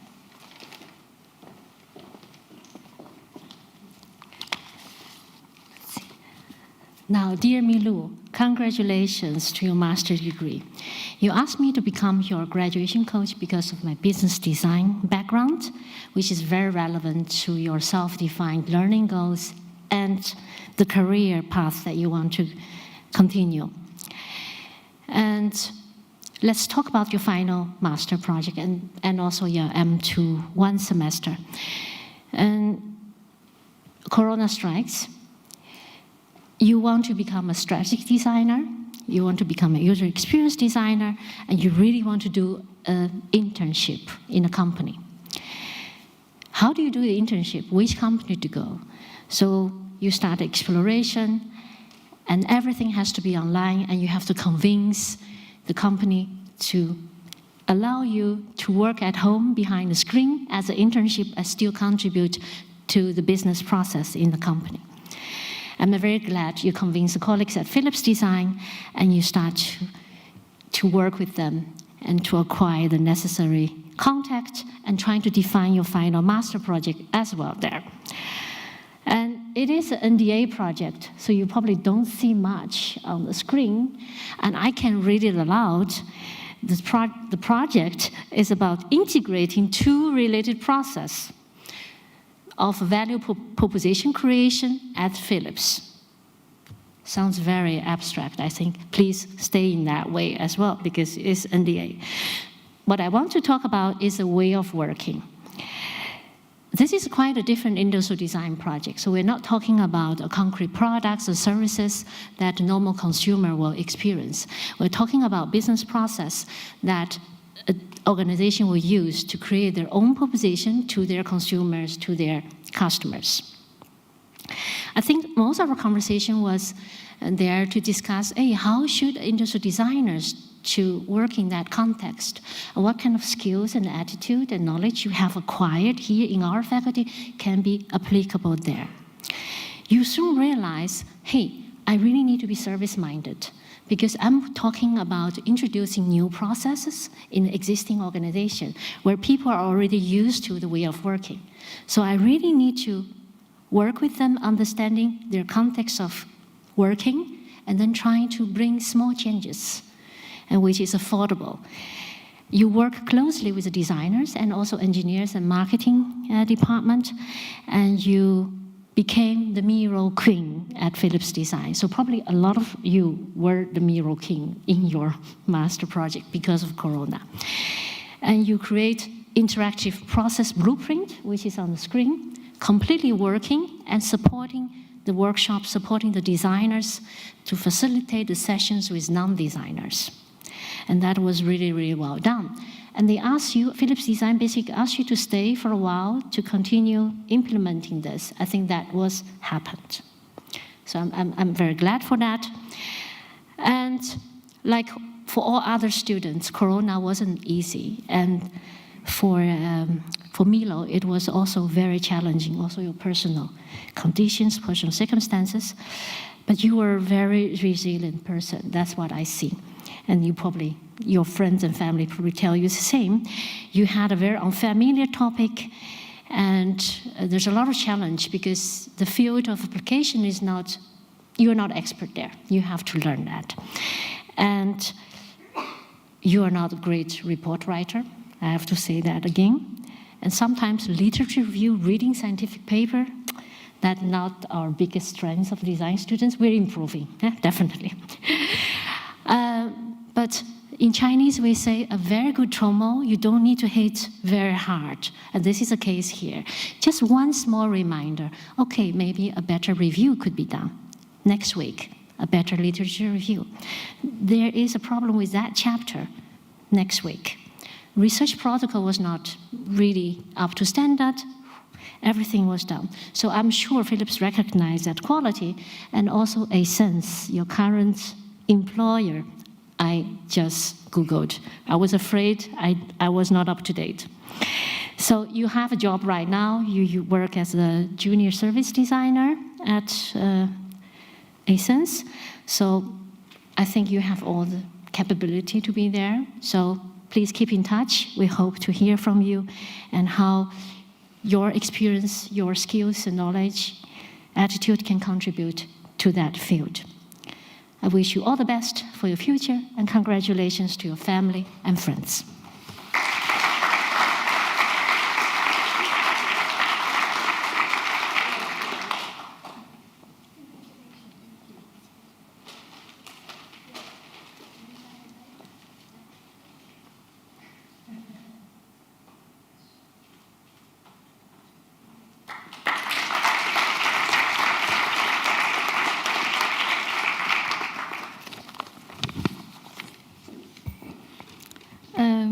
As Dean of Faculty of Industrial Design, I would like to congratulate all of you. Thank you for your resilience and resourcefulness during this very difficult time that we will never forget. I will never forget these 18 months. But now that you have finally gotten your diploma and obtaining your degree, I need to read you the rights and obligations. So, the scientific degree of master involves duties as well as rights. As a holder of this degree, you are committed to standards of scientific integrity, trustworthiness, intellectual honesty, openness, independence, and social responsibility. These standards are described in more detail in the Netherlands Code of Conduct for Research Integrity and in the Eindhoven Code based on it. You also have duties towards society. You must be clear about the boundaries of your own expertise, and you must communicate honestly and independently about the results of your work, including potential risks associated with it.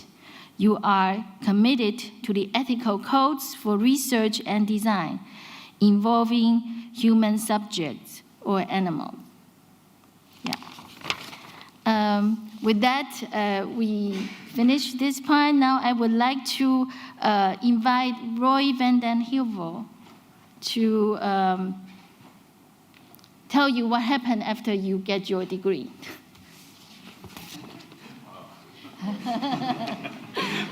Thanks, Lennon. Congratulations, all of you, with getting your master's degree. My name is Roy. I'm part of the Alumni Association IDEA, the Industrial Design Eindhoven Alumni Association. We used to, a year and a half ago, organize a lot of activities for our fellow alumni as a community, drinks, lectures, events, so we can get together and get to know each other even after our education. We're starting it back up again. Now most of the things are allowed again, so we hope to see you either offline at one of our activities as well as online at some of the things that we do, such as our LinkedIn page or the TUI alumni community, which I invite you to become a member of to keep up to date on what we do as fellow alumni.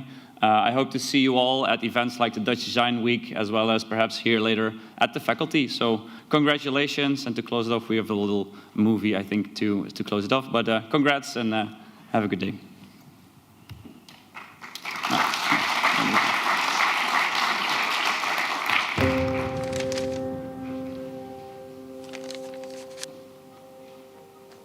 I'm Joep Elderman. Martijn Verburg. Paul van Beek. I'm Co-founder co-founder at Bureau Moeilijke Dingen. What we're trying to do is creating connected IoT proposals for other companies in a meaningful way. I make a lot of the connected probes that are part of our proposition. So these are either low energy data gathering probes or some probes that people have physical interactions with. And I'm a full stack designer. As a full stack designer, you go all the way from the back end to the front end and maybe even more, and try to capture that in a fully working proof of concept that you can then communicate to a technical team that has way more resources to go to a production environment. What I like about being an interaction designer is that I really work for people, and that what you do really has impact on how people perceive your product or service or system or whatever. And not just make exactly what the client wants, but involve the user to get to a higher level. Looking back at the studies, it really helped me in getting the right mindset. I really learned to break the endless analysis cycle through making and experimenting with prototypes. It's very easy for an ID student to see the system in a holistic view, and then later on in the process zoom in and then really pay attention to the detail and make sure that the balances are right. And I think that's something that you don't see that often in other studies. What I'm most proud of is that we were able to build a company from extending the things we liked at industrial design. Our visions on design were quite aligned, but there are still some differences, and I think that triggers really interesting discussions. For example, the future of AI, the future of IoT. It often also results in a new direction for ourselves, creates more valuable insights for all of us. We are Bureau Moeilijke Dingen, industrial design alumni of the TU Eindhoven.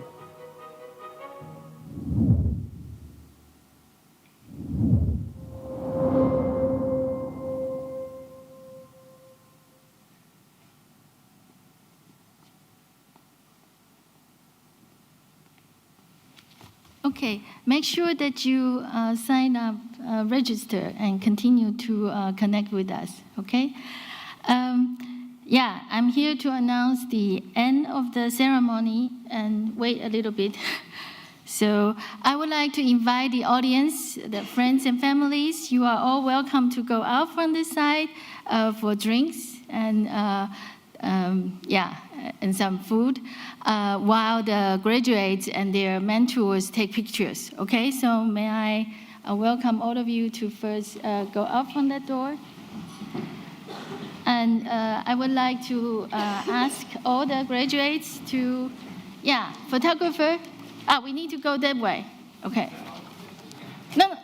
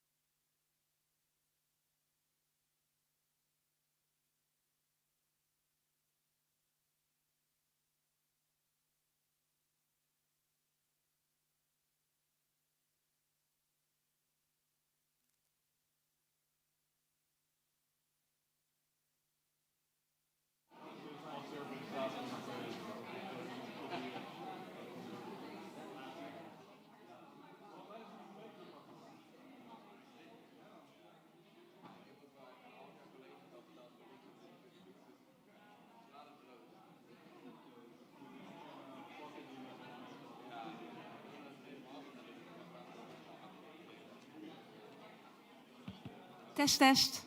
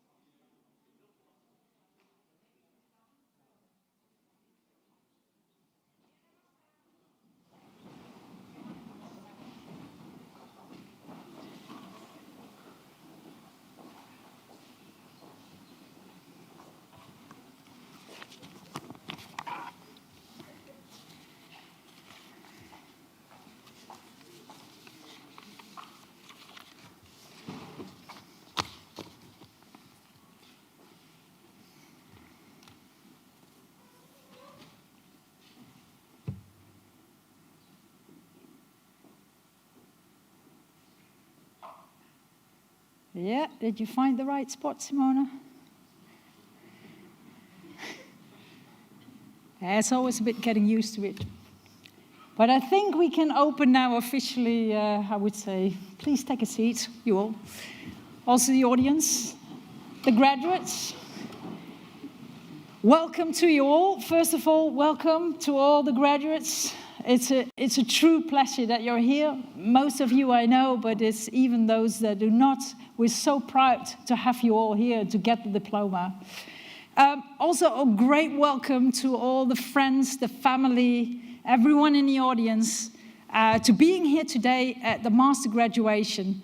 And you're actually in the last session because you think like, oh, is this Department of Industrial Design having so little master students, and can we be proud of so kind of, you can count them almost on two hands.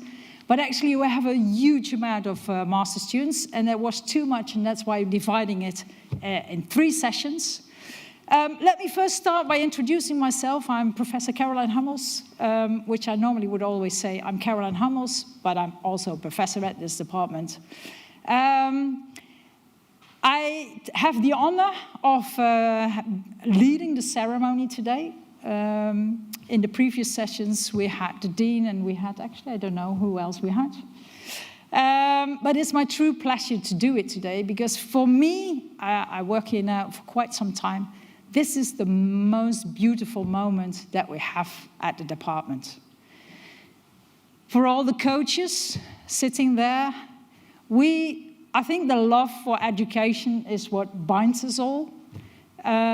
And it's the love for not only seeing you find yourself as designers, but I think also the love for us in seeing you to become humans, to really figure out who you are. And I think that kind of combination of trying to find yourself in these years during your study, as well as figuring out who you are becoming as designers in the world, is for us a journey that is simply beautiful. Because now the road has come to an end, at least for us within the institution. You can now stand on your own 2 feet, but that can only happen if you get the real proof that is on the other side. So for now, you're still students. As soon as you get the diploma, you finally, I would almost say, get rid of us, but that sounds not really good. But you have the proof that you can stand on your 2 feet and have a beautiful career out there in the professional world.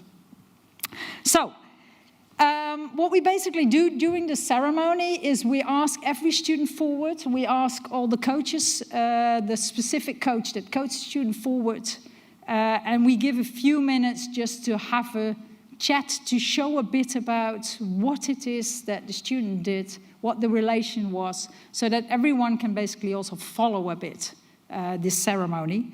Then after we've done all that, we have a short break in the middle.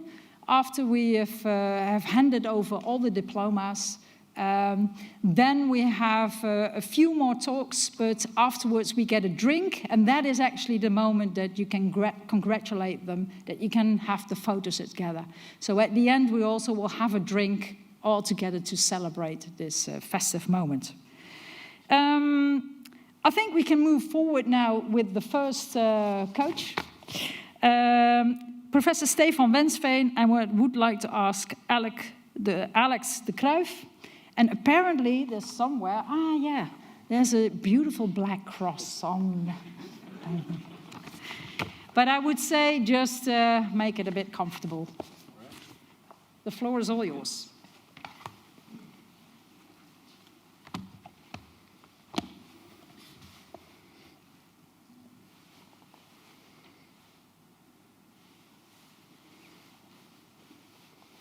Doing the big magic trick.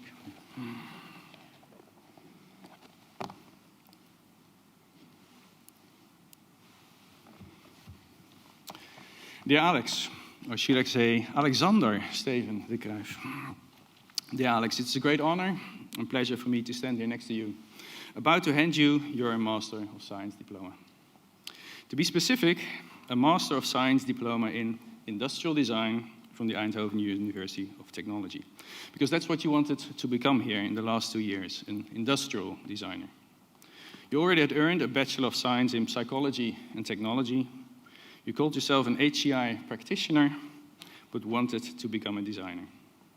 The best way to make that transition is through what I believe is the key difference between them, and that is through the competence of creativity and aesthetics. Because of your background, you had no problem in reading papers about aesthetics. And I want to thank you for pointing me to relevant new papers on animism, for example, or demonstrating how old papers on ludic engagement gained new meaning in the context of aesthetics of intelligence. I also want to thank you for joining me on our venture to explore how to design for an aesthetics of intelligence. An aesthetics that goes beyond the visual appearance of a physical, beyond the sensual way of interacting or a seamless user experience. No, we were discussing the aesthetics of uncertainty, the experience of unfamiliarity, curiosity-driven exploration, or the embodiment of predictability. This points to your curiosity and also your great analytical skills. However, the main reason I could discuss this with you was because your exceptional prototyping skills, incorporating generative design methods, engineering skills, 3D printing, electronics, and the underlying AI technologies and machine learning algorithms to design and build fully working prototypes for small ecologies of things, exploring the aesthetics of intelligence in the everyday. You built these fully working prototypes that I could only experience through teams. So although you had managed to find the opportunities within COVID restrictions to realize these prototypes, ordering components, making sure that it was made, also at home, I could only see the videos. However, this also trained your skills in how to communicate and explain machine intelligence in graphical models, sometimes even animated graphical layers on top of videos. For me, and I think for all the teachers and also students, this generation marks a special generation. Often, you were my only window into other worlds while I was sitting at my kitchen table, looking into their student rooms, but more, I think, the conceptual worlds out there. And I thank you, Alex, but also Melvin and Bart, for keeping my window open during those weird COVID times. I have already, and now again, want to thank you for that. Dear Ingenieur de Kruijf, dear Alex, congratulations on becoming a Master of Science in Industrial Design from Eindhoven University of Technology. Also, my congratulations to family and friends, and I wish you all the best for your future.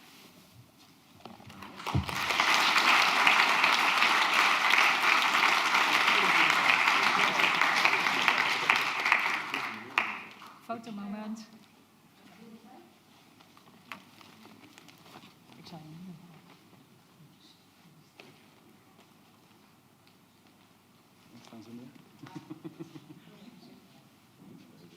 Oh.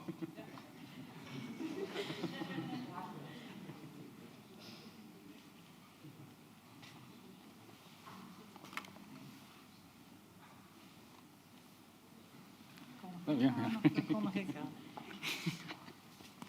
So I have the honor, Stefan is staying, but I have the honor of asking forward Bart Bollight.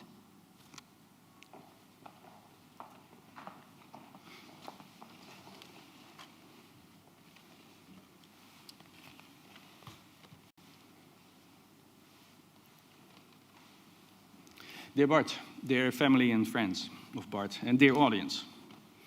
Bart's project was titled DESFI, Design Fiction Through Film for Emerging Technology. I don't think I have to explain Bart's master project to you. He probably already explained it to almost every visitor during last Dutch Design Week at the Design United exhibition in the Klokgebouw, Stijp S. You can also see it on the Design United website because it was chosen as one of the projects of the 4 universities of technology. I also don't have to explain his M12 research project, as you already presented that also in the up-close and personal talk show during the previous Dutch Design Week, where again it was selected for the Design United exhibition.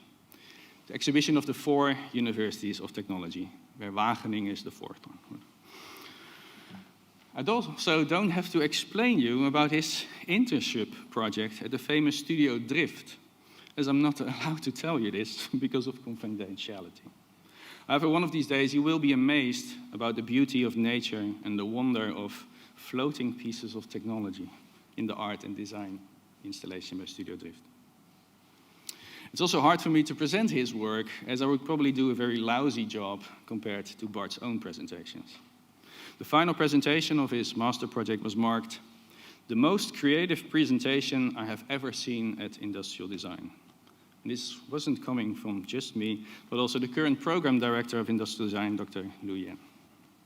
The presentation style is impressive, bold, and highly entertaining.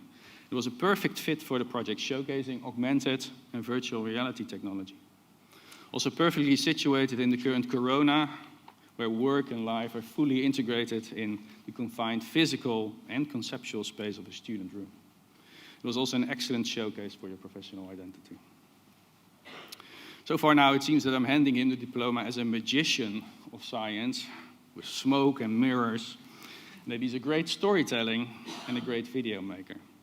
However, that doesn't do justice to, I think, your core competence, that's being an excellent designer. Based on a good foundation of academic research, exploring the opportunities of new technologies. His prototyping skills are amazing, done with speed, so every week, new prototypes. Robustness, fully working, and they kept on working. Creativity and a sensitivity for aesthetics.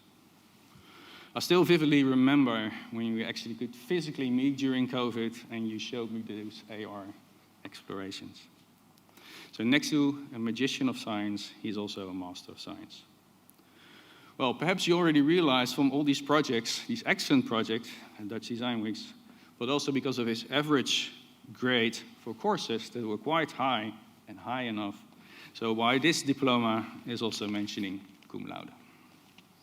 So congratulations, Bart, family and friends, with this amazing.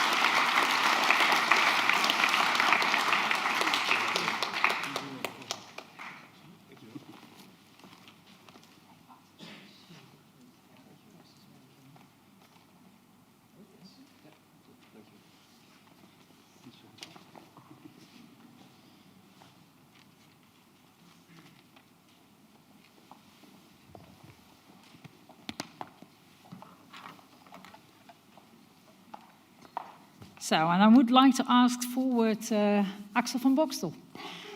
And he was coached by me, so I have the honor of staying here. Can you imagine which mistake I made when writing my notes? Probably my name.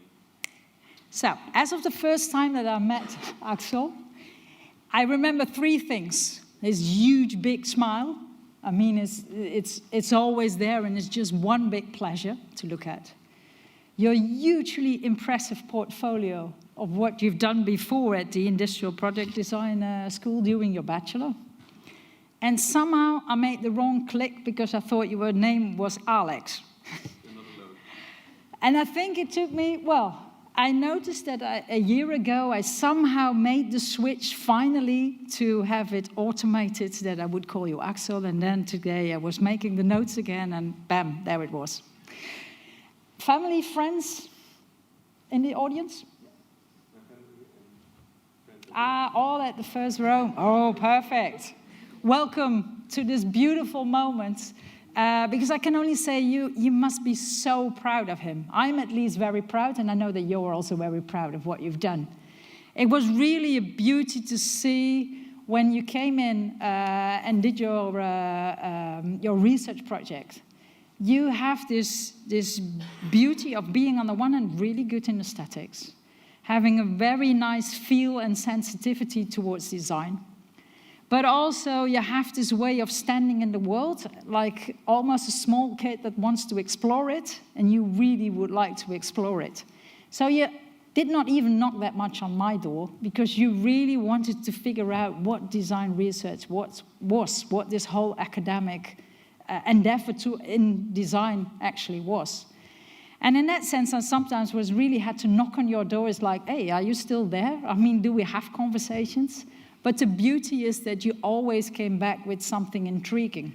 And even when things did not go exactly as you planned, because you wanted to go to Asia, you had all these plans of going out, and then COVID kicked in, which was quite a bummer.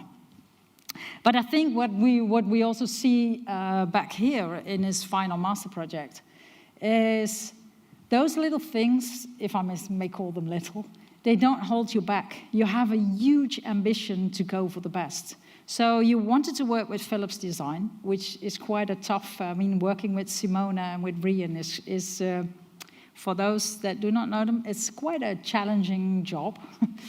But you said, I do not only want to work with Philips Design and work on a health project, but actually I am really interested in creative leadership.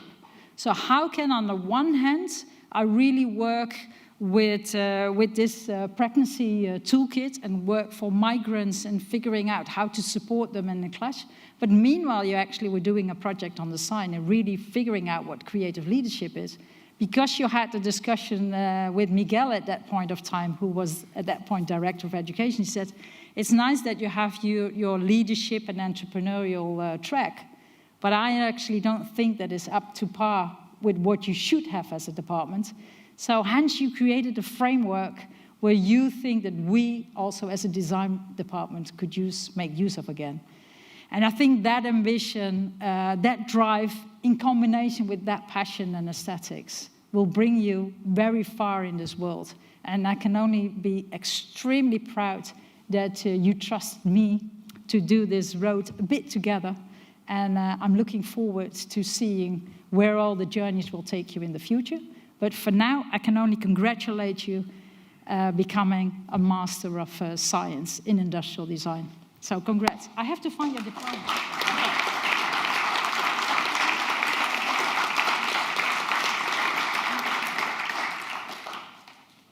So when you check it, it says Axel, eh? Yeah. So at least that's right. Then I have to get the flowers because you have to do everything by yourself.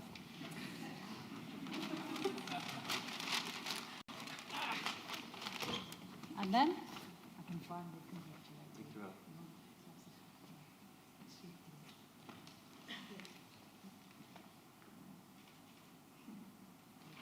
Thank you. Congrats. Axel.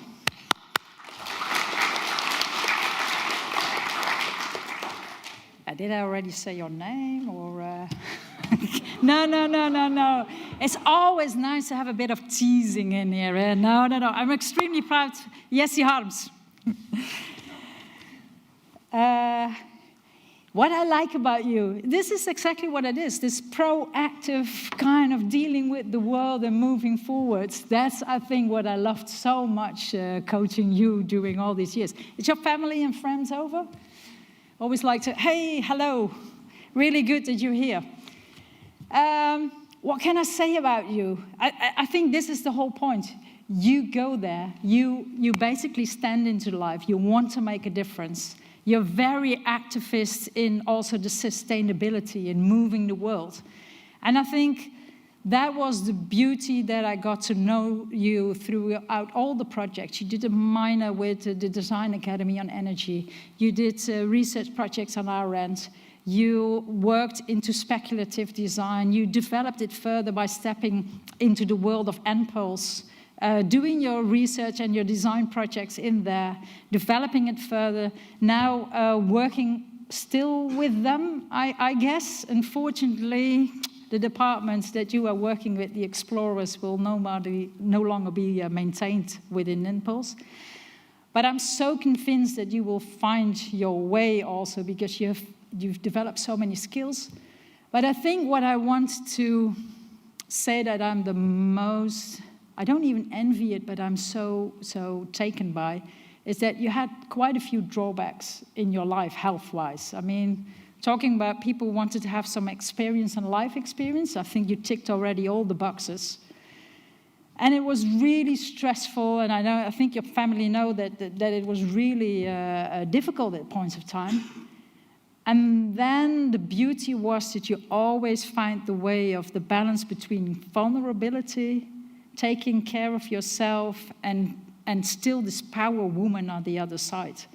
And I think that combination of allowing for vulnerability, but also not giving in to all the struggles that you had, and still have such a beautiful project, which is really about helping the world adapting to a new world, actually, on energy transition, and making this board game so that with hundreds of citizens, we can now actually play and figure out how we can make the next step in an actionable way.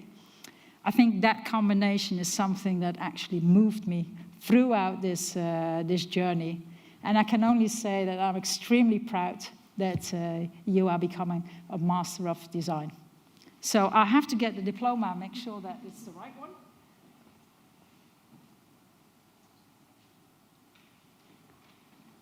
So, sure that this is correct.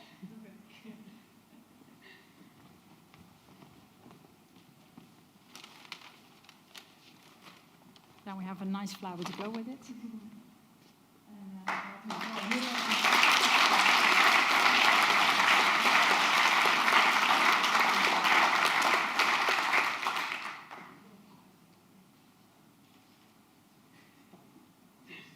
Congratulations.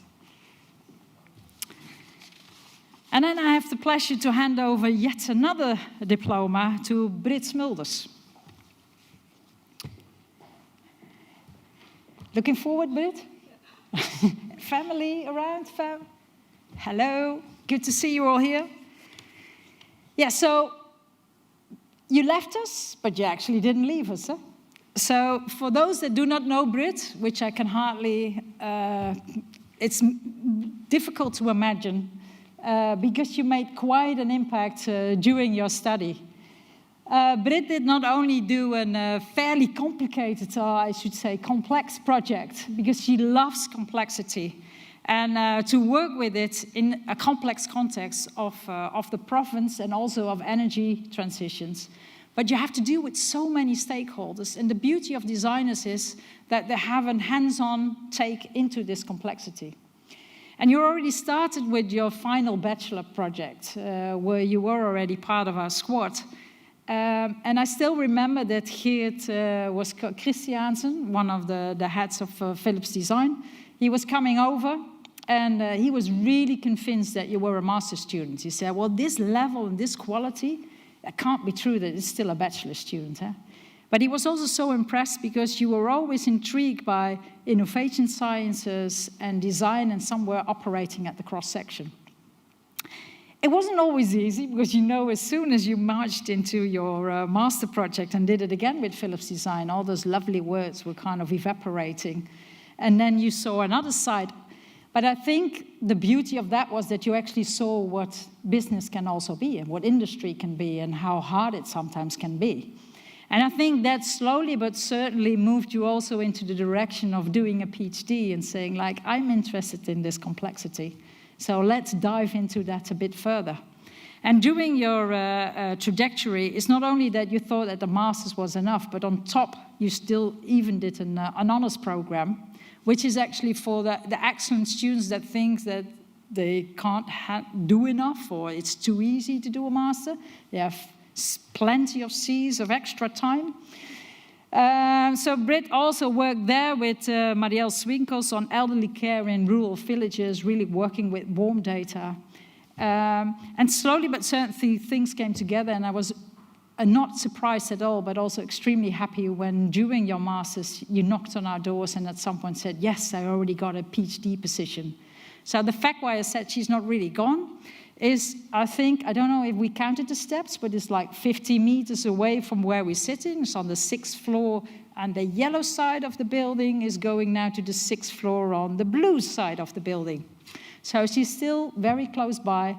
Is very happy. I'm very happy that you're also still part of us community, and this morning you were also around. But let's make sure that before you get the diploma of the PhD, you first and foremost, we make sure that you are a master of industrial design. So I will get the diploma.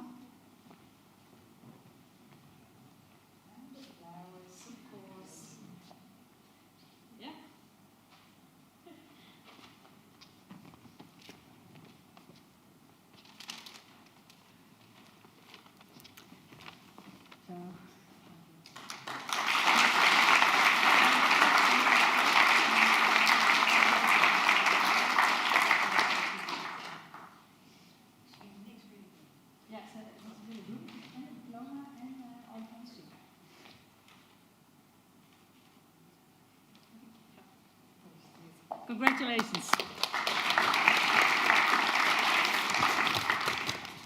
So then we move on, and I'm extremely pleased to ask forward Elselinde van Doleweert, mijn excuses, en Miguel Bruns.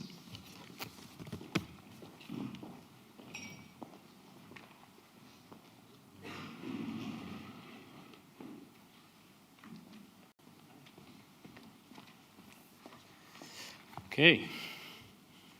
Wow. It's been a long time ago since we could stand here and hand out diplomas. I'm very glad that we can do this again. I have a very long story for you, Elselinde.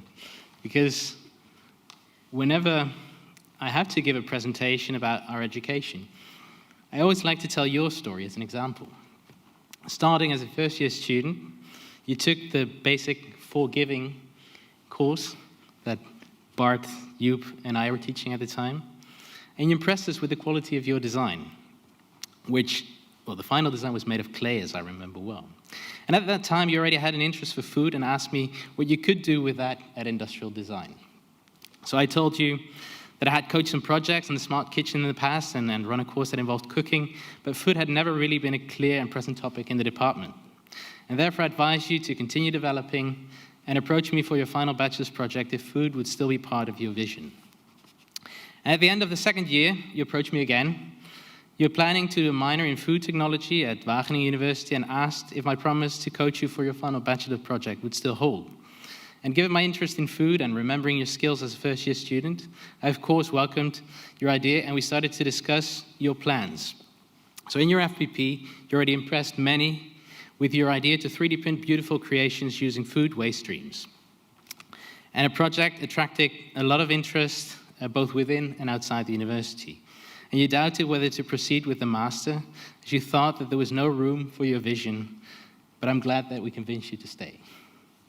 So during your master, you first continued with your final bachelor project, turning your idea into a startup, printing food, as part of your first project, and you started to attract your first clients and worked amongst others with the Karpenongse Hoeve and served the creations to the committee of our research accreditation. I think Stefan and Caroline were testing that dinner at the time. So I thoroughly enjoyed trying out some of the ideas and concepts that you brought during our coach meetings and discussing your recipes and exciting experiments. But for your research project, we needed to define a new challenge. You continued to work on food from waste streams, but we discussed how you could use shape change, my research topic, and connect it to food. So you developed a beautiful concept, combining colorful paper made from waste streams of carrots and beets, origami, and hydrogels made from waste streams of crustaceans, to create a package that opened on your plate after adding vinegar or lemon juice. And I always have to laugh when Thomas tastes the package in the video every time I show it. So with your network connections and social media coverage, you got experts in chemistry of food interested who connected you to world-class chefs. Your concept was developed further, combining food science, 3D printing, chemistry, creativity, and an amazing aesthetics at one of the most avant-garde restaurants in Denmark.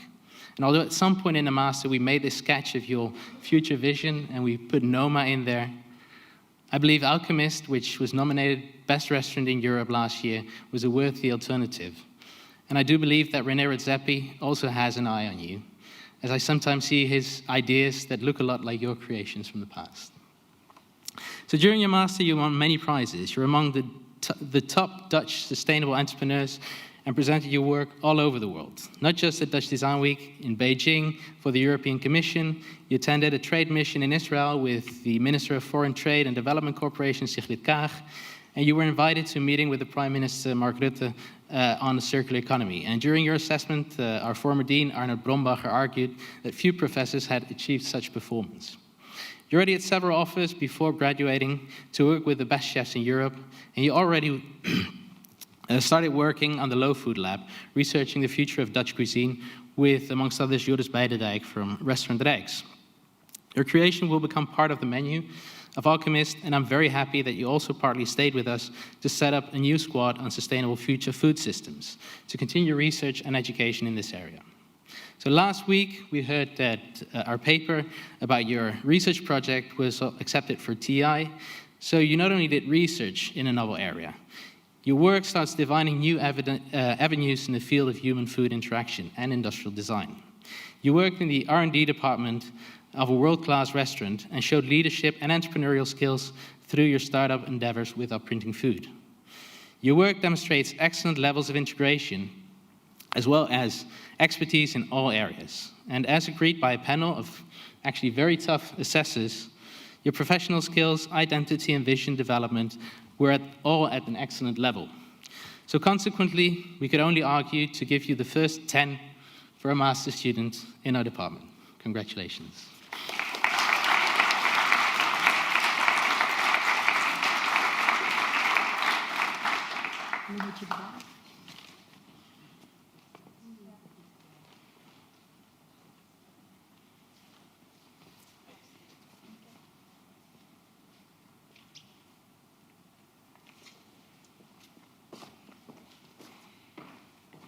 Yeah, you have to be introduced again, Miguel. But first of all, I would like to call forward Julie Moons. Julie Moons. And of course, again, Miguel Bruns. Okay, Julie. Now your story. It's going to be an exciting one as well. I can tell. So dear Julie, well, with Elzelinde, there was a clear connection from the first year after the involvement in basic forgiving skills. Our start went somewhat different, I think. So you were more a rational student, stronger in mathematics at the time than in creativity and aesthetics. And I had my doubts when I had to work with you as a member of our communication team. And you were not the type of students that I connected well with in the beginning. However, I think everything changed when we got to know each other better during your final bachelor's project. Both you and Elzelinde, and I think also Jessie at the time, were working at Innovation Space, the first students in Innovation Space doing their final bachelor project. And you actually did an individual project. And after a small detour, I think with Bart, you also worked on a food project for Siemens and went to Munich to present it. You approached me to become your graduation mentor.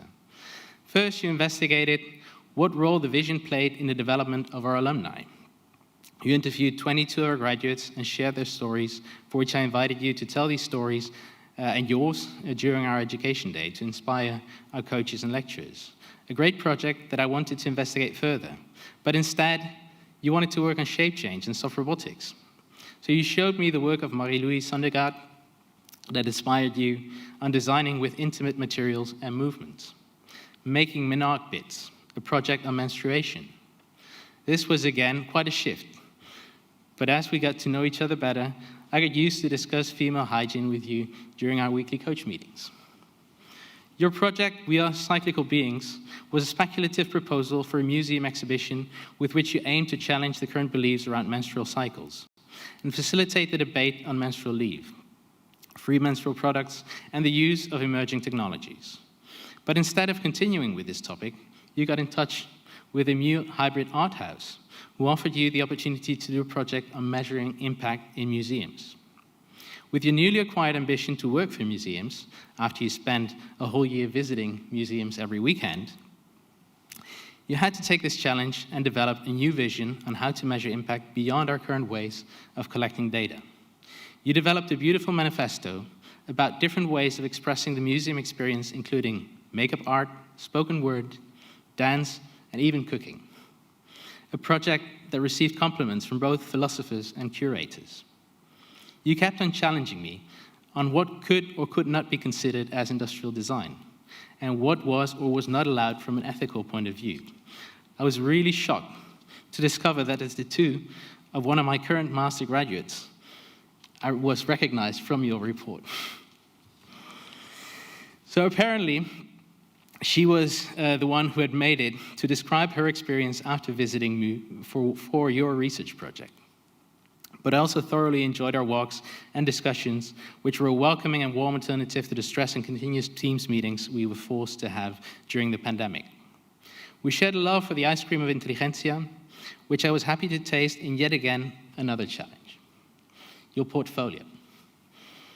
So while students typically hand in a link to a website with reflections on their development, in our program, you gave me an envelope, which I had to open in front of our favorite ice cream shop at Strijpes. And while eating your favorite chocolate ice cream, I read about your past, after which I was invited to visit the Mew exhibition and experience your present. We finally discussed your future while eating pancakes and drinking beer made from local pears at the Philips Vrijtuinen. Although I still look forward to trying the cheese from your goat cheese farm in Greece, for now you've decided to work at the consultancy Jan Koolfield. I'm curious how you're doing there, as this was not entirely where I thought you would end up. On the other hand, you're an amazing and inspiring person who can lead a company towards new and innovative futures. Congratulations.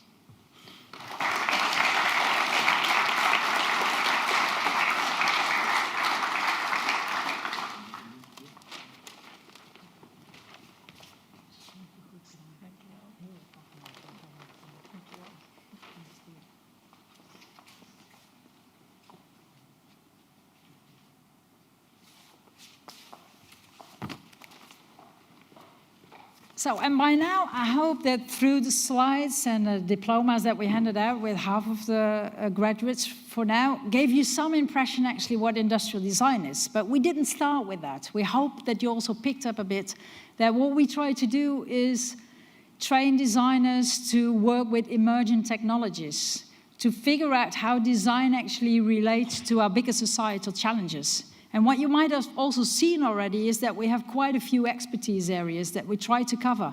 On the one hand, from technology and math, data and computing, and to making things and really looking into user and society, into creativity and more the business and the leadership aspects of it. But to give you a bit more feel, it might be nice just to have a short break with some videos so that you also get a better impression of what it actually is that we are doing at industrial design and that the graduates have been doing at the department.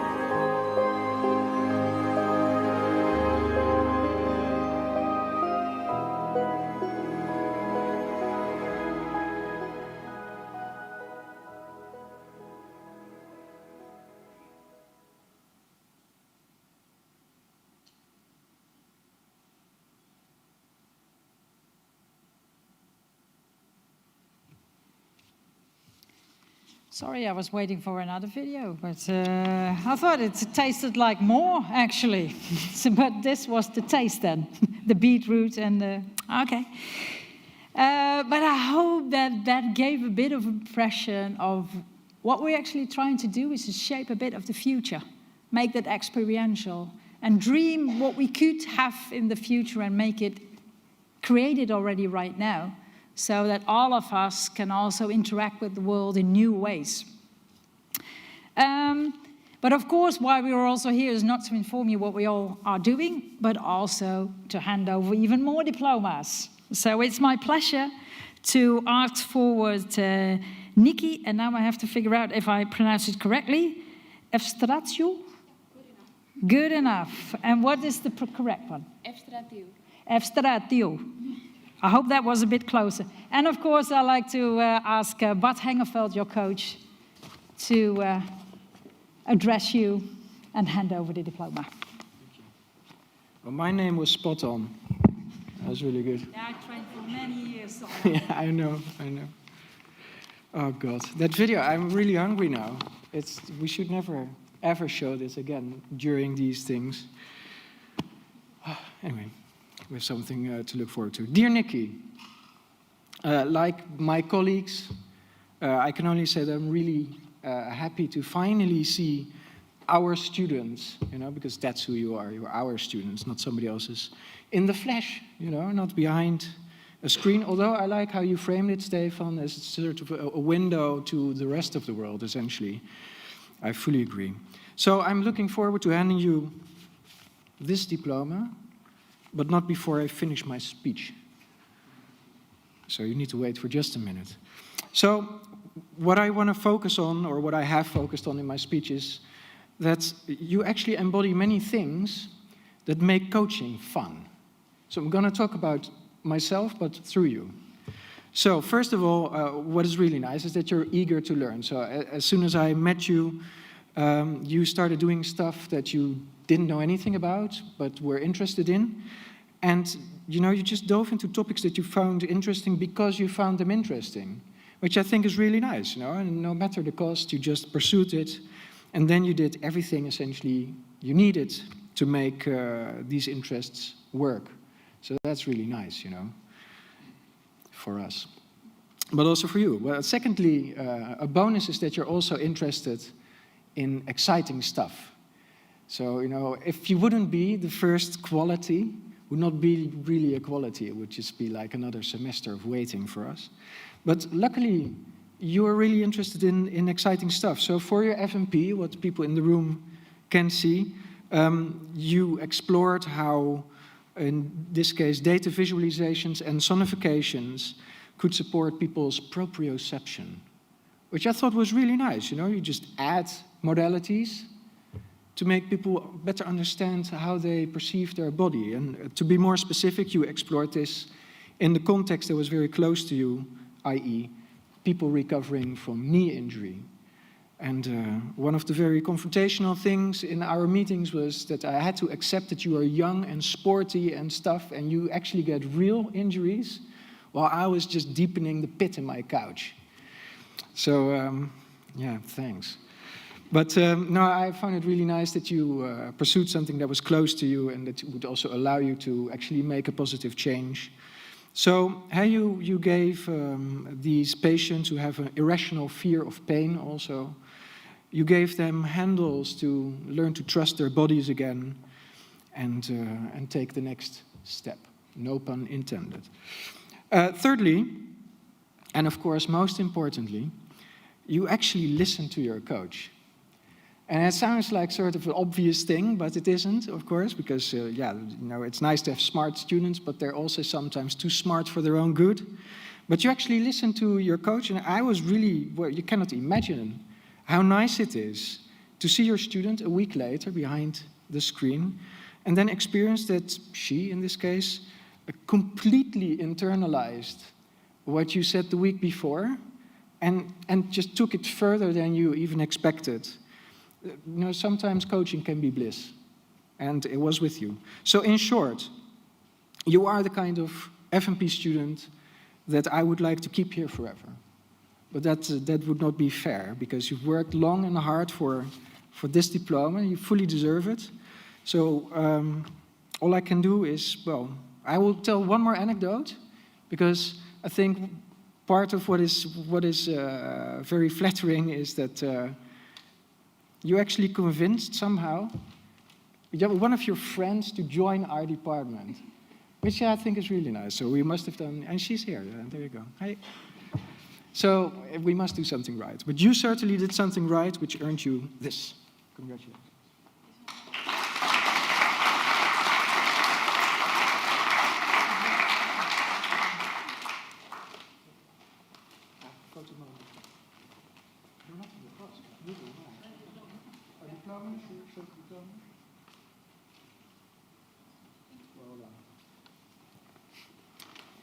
And Bart will stay around for a while. So it's my pleasure to ask forward Caro Heezakkers.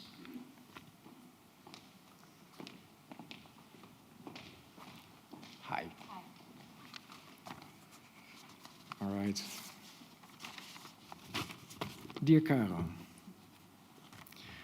I'm truly happy to be handing over your diploma today. And I think you deserve it. I hope you agree. Otherwise, tell me now, and I stop right here. Good choice. Okay, there you go. Okay, good.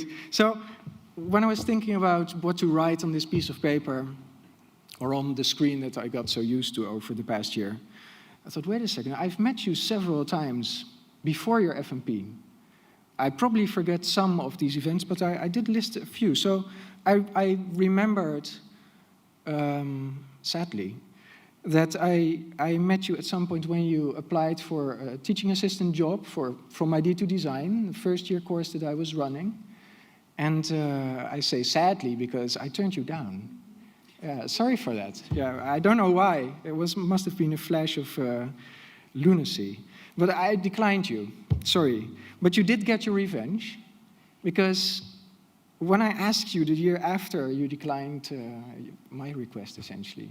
So what goes around comes around. So we're even there. That should be fine. But I think we also, at some point around that time, probably shared a table at a Lucid Christmas dinner. Were you there? Because I remember sharing the table with Dikke Caro and Kleine Caro. These are not my adjectives. So I was explained, I thought by you, but maybe there's someone else, that there are 3 Caros. We have Dikke Caro, Kleine Caro, but I forgot what your nickname was in ID Land. Do you actually know yourself? I hope so. Yeah, I don't know. Anyway, so I thought you were there because I felt overwhelmed by the amounts of Caros, but maybe I was mistaken. I didn't see you there. Anyway, I share, of course, most experience with you from your FMP, which was the last year. And in your project, you worked on the topic of data physicalization.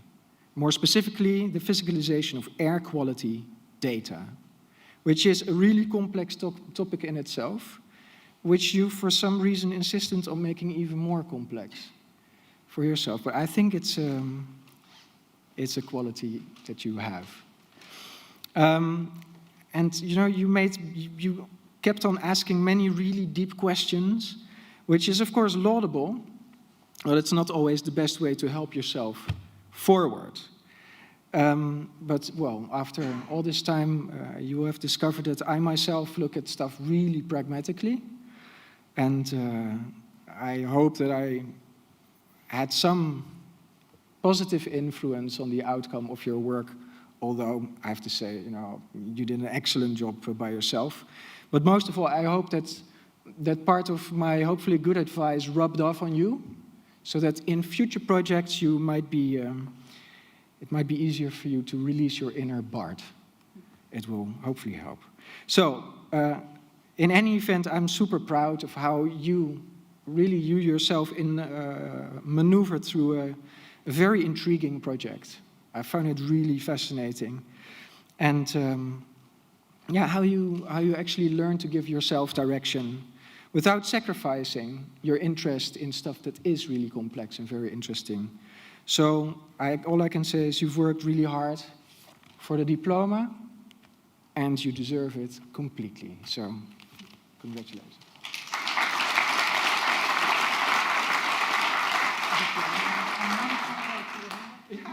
Oh my God, it's happening again. Even more chaos. Even more chaos, yes. Right.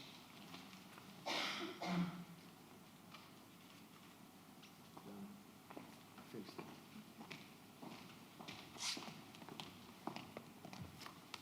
And then I would like to ask forward Sander Pauw.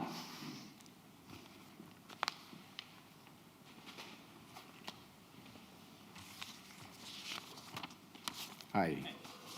You look very serious. Thank you.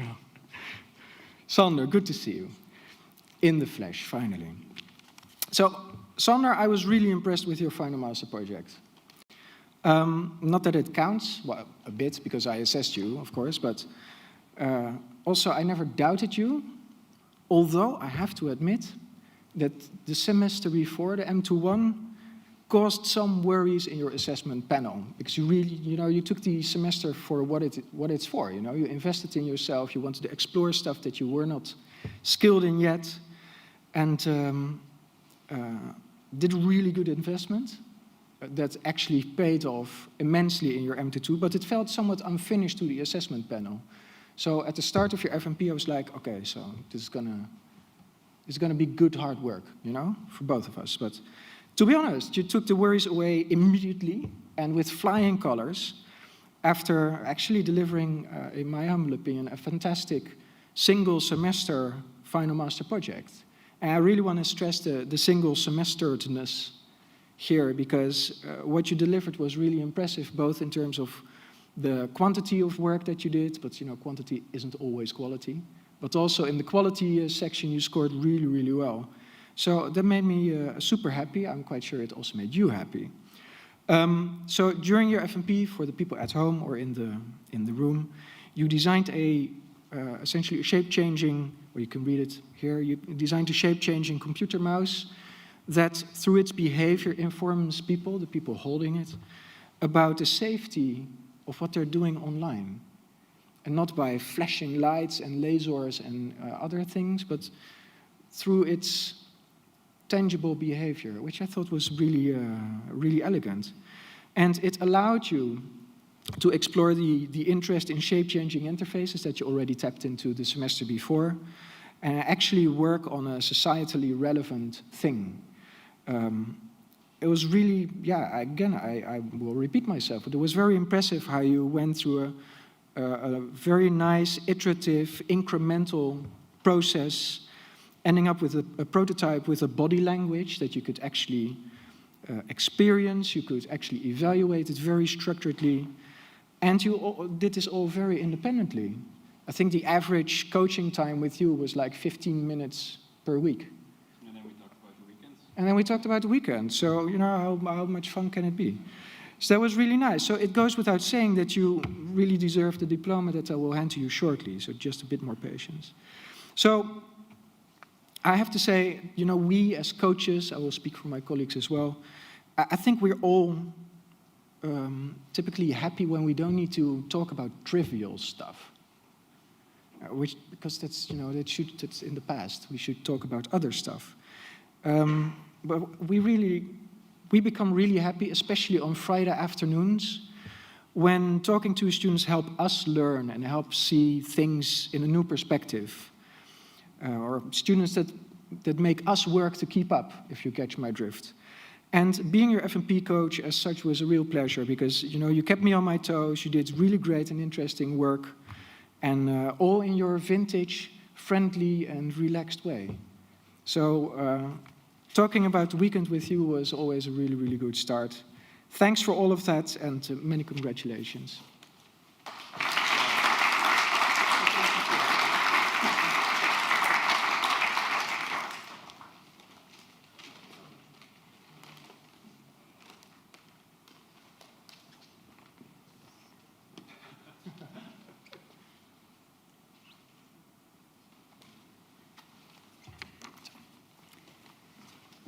And then we move on again. We have 4 graduates to go, and it's my pleasure to ask forward Ying Li and the coach Jun Hu.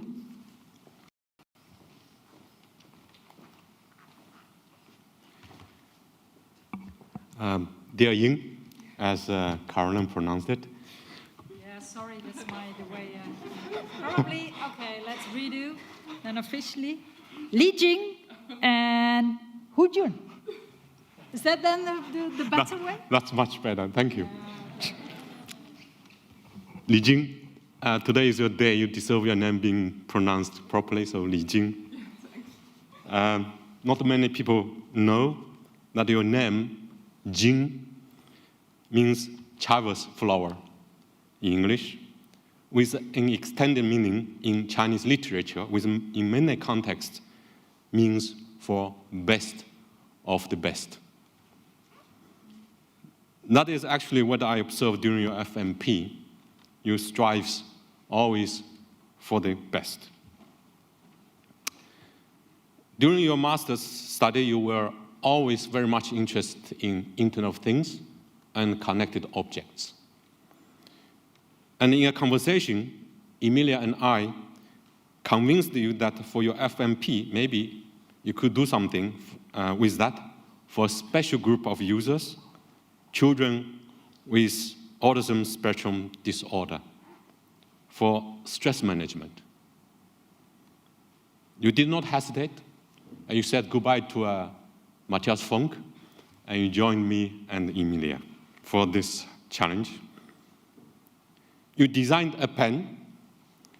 The pen is actually called a pen. A pen is equipped with sensors detecting the force applied in holding it and in writing with it. And the pattern of the change in the force is used as input for stress detection and for immediate feedback and stress management. Despite all the technical challenges, we could talk about signal processing, artificial intelligence, machine learning, etc., etc. You face many other obstacles, that you manage them with persistence, without compromise. Your user experiment is about stress in children with ASD. And every word in this, stress in children with ASD, raised an alarm, then 3 alarms, at the ethical review board. It arrived actually from our faculty ethical review board to the TUE Central Ethical Review Board, and I was called into the meeting to explain to the board why we want to induce stress in ASD children. And we had to explain to the board that we plan to detect, not to induce, this stress. And that is different, induce, detect, that's different. It was approved, and we were good to go. However, as many have already mentioned, COVID was not doing any favor to anyone. But throughout the process, you managed to conduct online interviews and later experiments in the field at the participant homes. You did not allow COVID-19 to be an excuse to stand in your way. The result was impressive. It was so impressive that the experts from Krakata would like to continue the collaboration in research funding and further research. It was so impressive that the China Scholarship Council has granted you a 4-year full scholarship to continue your research for a PhD degree. And it was so impressive that got the attention of our patent officers. They asked us not to disclose any more details about your project and stop publishing until they file the patent. Today at 9 a.m., the document for the patent application was finalized. Now I need to stop talking about your project in public because the patent officers advised so. It is not the end, it's a new start. Li Jing, Emilia and I look forward to the 4-year adventure ahead of us for your PhD. Li Jing, best of the best. Congratulations.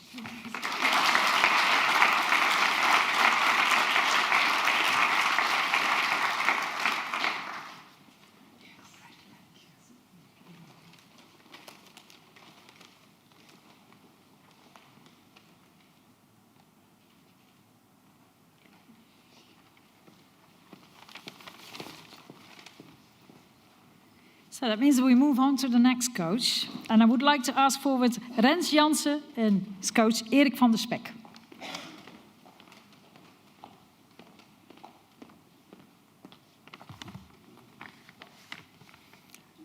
Dear Rens, for your final master project, you researched how new immersive technologies like screens, holograms, or VR could help our currently slightly dusty museum create more engaging educative showpieces.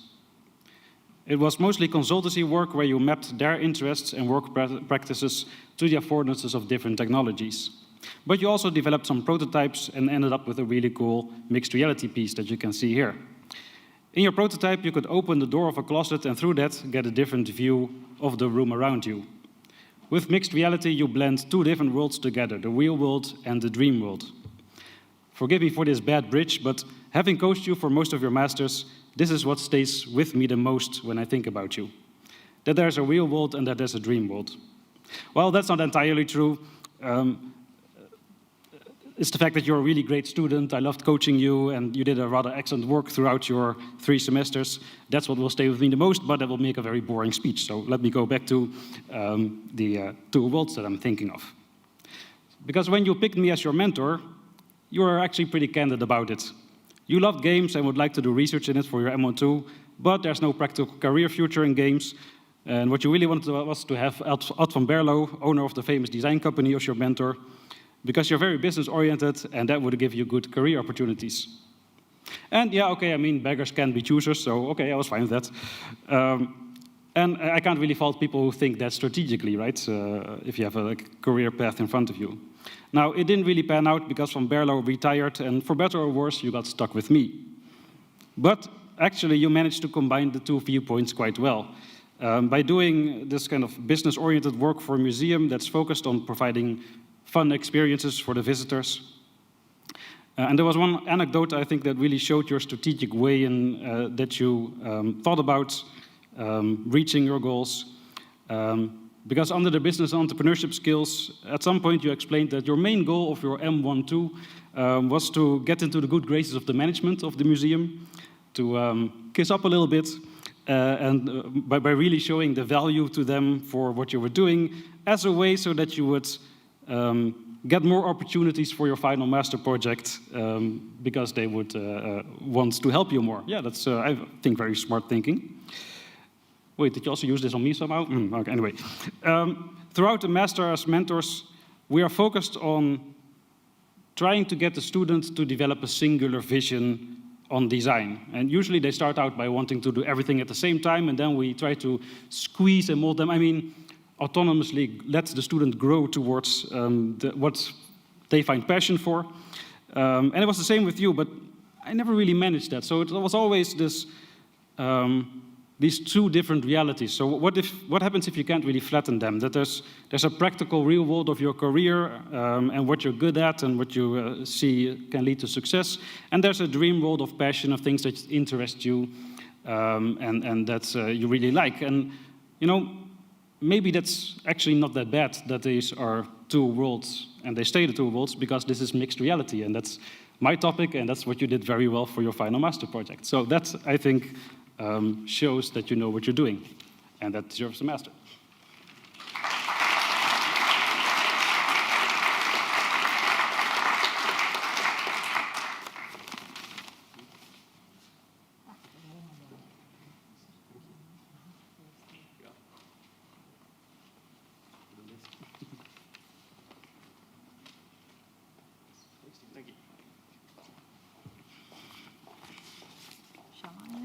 Wow. You're more than allowed to do it, but it's also my pleasure to ask forward Jolie Smets. And of course, Erik van der Spek. So first off, my apologies. I might have overdone this a little bit, but I'll just talk faster. And I couldn't not do it for Jolie. Because, dear Jolie, I may have occasionally joked to your friend Imke Beekmans that when she graduated, I felt like some important furniture of the Play and Learn squad went missing. Because she had been around for so long and left a bit of a void behind. Still, she doesn't have a patch on you. After 10 years of being a teacher, and what must feel like 10 years for you as being a student almost, or for those who are listening, it's not because she failed courses, but she went away for a year between her bachelor and a master, so it's still quite long. You were probably the student that I coached the most. Or when I say the most, I mean the longest, because after teacher coaching, at least 5 semesters of project coaching, final bachelor project, final master project, you kind of run out of things to talk about. Which is good, because the moment I run out of things to talk about is the moment when we have a diploma ceremony. So here we are. Which doesn't mean it ever became boring. In fact, quite the opposite. While you were always good, I feel everything really started falling into place near the end. Let's paint the picture. The first time we met, I think it was your first semester even, but you were definitely still very young. I remember Banks, I think. Anyway. I was assigned your teacher coach, and we discussed what your future as a designer might look like. So you had an artistic inclination and liked games, and it was cool that we had that in common, but you know, games and entertainment were definitely not a real career path. I'm starting to detect a pattern here. Anytime. Anyway, second time I see you, you had done a first year project, I think it was first year, maybe second year, together with Julie Moons, I think. About a playful object that could motivate people to move more, if I recall correctly. And you needed my opinion because you two were going to start your own company to produce it. In fact, you probably didn't really need to do the study anymore because within a few years you'd be rich and famous and successful. Well, I didn't want to say anything about it that would hurt your pride and ambition, but at least with your newly discovered love for playful design, you started choosing me as your coach so that we could create some cool things together. And what cool things they were. A persuasive game to stop the rhinoceros hunt by playing such a hunter of rhinoceros, whatever, and then guilt-tripping them for what you have done. Oh, by the way, talking about coaching for a long time, that PhD student, Martijn Kors, just finished his thesis, and your game is also prominently featured in the thesis. Then an FEP project to help children of different schools integrate playfully on the schoolyard, and then it became time to start developing towards your master's specialization, which was by now squarely in the direction of designing for the Magic Circle. Initially, you decided to focus on the aesthetics of interaction in games, specifically the feeling of juiciness. And you wrote a paper that, right after this weekend, I'm going to fly to Portugal to present at the Entertainment Computing Conference. I can't be sure, but I looked at the reviews, and I think there's a Best Paper Award coming. Then, for your final master project, you teamed up with Simulated Reality, a company that makes glasses-free 3D screens, mostly aimed at rather boring productivity and 3D simulations of cars, medical stuff, things like that. And for them, you wanted to extend this concept of juiciness and develop games for the 3D screen. But then you started struggling a bit. 3D games, VR, not exactly new. But instead of moving it back to the safe psychological research that you were so successful at in your M1-2, you went all the way into the creativity and aesthetics direction and dragged the engineers of the tech company, and me, of course, on a tour of artists, museums, and for your FMP, you wrote a kick-ass art manifesto about the affordances of this new immersive technology for art exhibitions. And this was something you actually did all by yourself. After being your coach for so long, not only was I left with nothing to teach you, you started teaching me. And Simulated Reality was so dumbfounded that they hired you on the spot. Which is, of course, great for you, but it leaves me with a void. And this one is going to take even longer to mend. If only I could have dragged you back to the safe psychological research, we may still have been writing papers together. Oh well, unlike Simulated Reality, at least I get to go to Portugal with your work.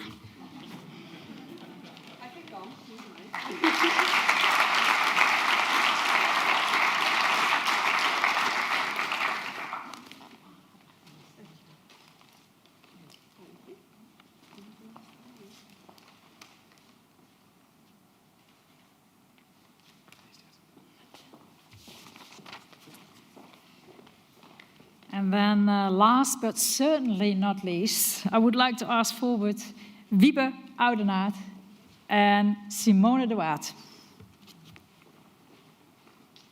Hey, Wiebe. This is for later. Hi, Wiebe. Good to see you. And I don't know if it's the screen or seeing you live again, but is your beard longer? No, it's actually quite shorter than it used to be. You see, that's the difference in seeing you live again. So I'm really happy, and for all of you, of course, being here live today. So I first start with the introduction for your project, and then I come to your journey. Because with Schupke, you have delivered a concept for MaaS, the Mobility as a Service. And you pictured how we, as travelers, can experience a seamless, intuitive journey. While making use of one kind of a device, you can see it as a token that is able to connect different travel items. So you can go from public transport to a step or a rented car, and you even created a business model behind it for different stakeholders, taking care of the protection of your data, because that's important for you. So we do not often see this very interesting combination that you've made with your background, because you have a very strong visual graphic background and also able to prototype these things really well. And you combined it with design research within ID. And you also represented your entrepreneurial business skills. So this is your project. Talking about journeys, I also like to talk about your personal journey. You always said, like, in good Dutch, halverwege gooi ik alles om. Like, you know I'm going to change things halfway. This is one of your sayings, and it typifies you really well. So what also typifies you, that you are a very energetic personality. You now look really timid here, but I know you as a really enthusiastic, energetic person, a bit stubborn because you like to experience everything yourself before getting to finally think about, oh, maybe I do need some support. And then you check it, also with me, with other experts, and then you know you're on the safe side. So it's also to convince again. You're verbally and visually very strong, and you are able to convince people as well as seduce them. And this is also what you did with your story. You know how to win people over, and so you did with me when you started asking me for a coach for your final master project.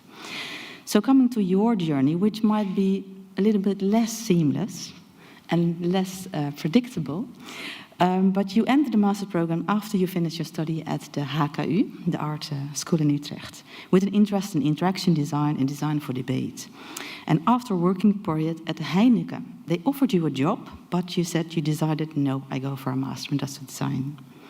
So it was deep search, also creating your vision to be able to make what was really your interest in your field of future mobility, because you had so many interests. We had so many really good discussions about this, and you even visualized the subjects that you're interested in to link it, which I still also use for other students who are on the lookout for a better understanding and their own guidance in their own identity and vision. So thank you for that. So you have started your project at Smart Mobility at that time, and it was Future Mobility after that, with a convincing online platform to test future concepts to gain feedback from future users and help stakeholders, such as provinces and cities, to even brand and co-create the concepts. In your final master, you began working with Valtech. That was also another business experience for you. And you created concepts for a smooth transition in on and offline retail experiences. It was not easy for you in COVID times, and it was really tough, also because you really like to interact with people live in live settings. So I'm really happy for you now that this is, I hope, as far as now, over for you. Because you definitely, this is where you flower best. So you had you have a holistic design approach, and you said, oh, I'm not an expert, but I'm more of a generalist, but I also like to guide a team of experts. So you still were looking for your role and what you would like to be. And you cared about the privacy for people. What you missed also in this faculty is the making, which finally became one of the strong deliverables that you have created for the shopping experience as well, to connect it and visualize this data also, to drop your data in a basket while leaving the shop. So sometimes you gave up on the academic world as seen as an academic bubble, since you also have been working in practice. You said it's a real world, but at the same time you showed your eagerness and learning willingness to get a real deep understanding and the issues you are facing in doing research and became really good at it. And you found your own original way. So halfway you changed the final setup, as I've said before, but you also showed that you have the guts to turn around things, which is definitely a strength as a designer and an entrepreneur. You managed to speed up the process and convince with all your final work and even the way you presented it. So I have the feeling that everything came together in the end. So I don't want to talk more about that, and only that you also had a mission to ensure that designers continue to make and link the digital work to the physical products, and you have shown that how important it is and that you're able to, and make a difference. You have a bright future in front of you, I would say, as an entrepreneurial designer, also partly with your own practice and looking for also more work in a team.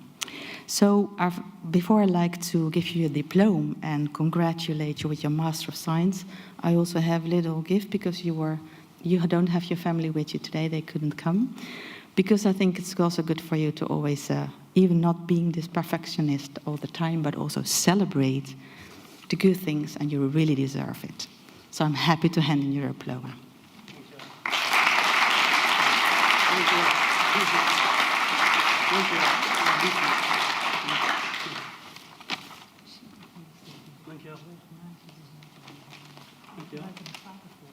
Oh ja? Op een goede manier.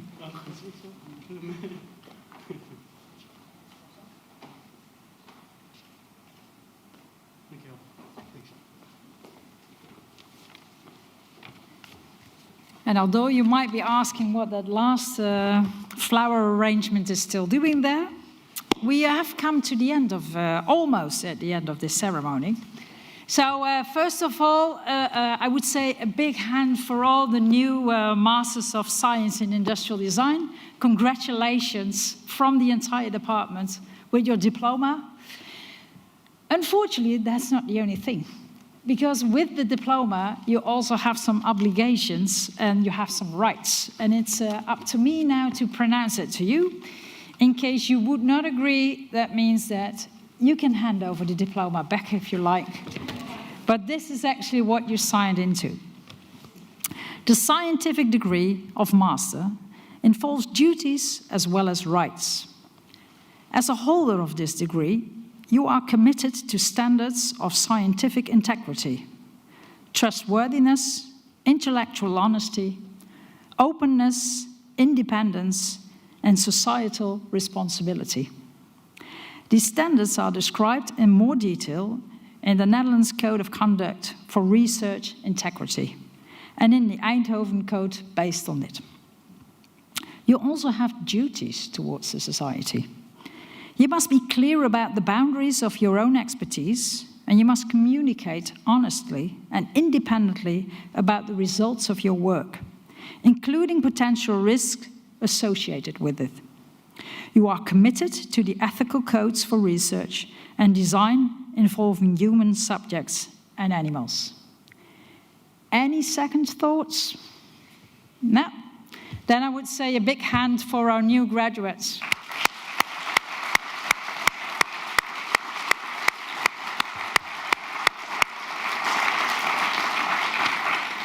And it means also now that you moved from a graduate and a student to an alumni. So it's my true pleasure to invite Roy van der Heuvel to say something on behalf of the Alumni Association.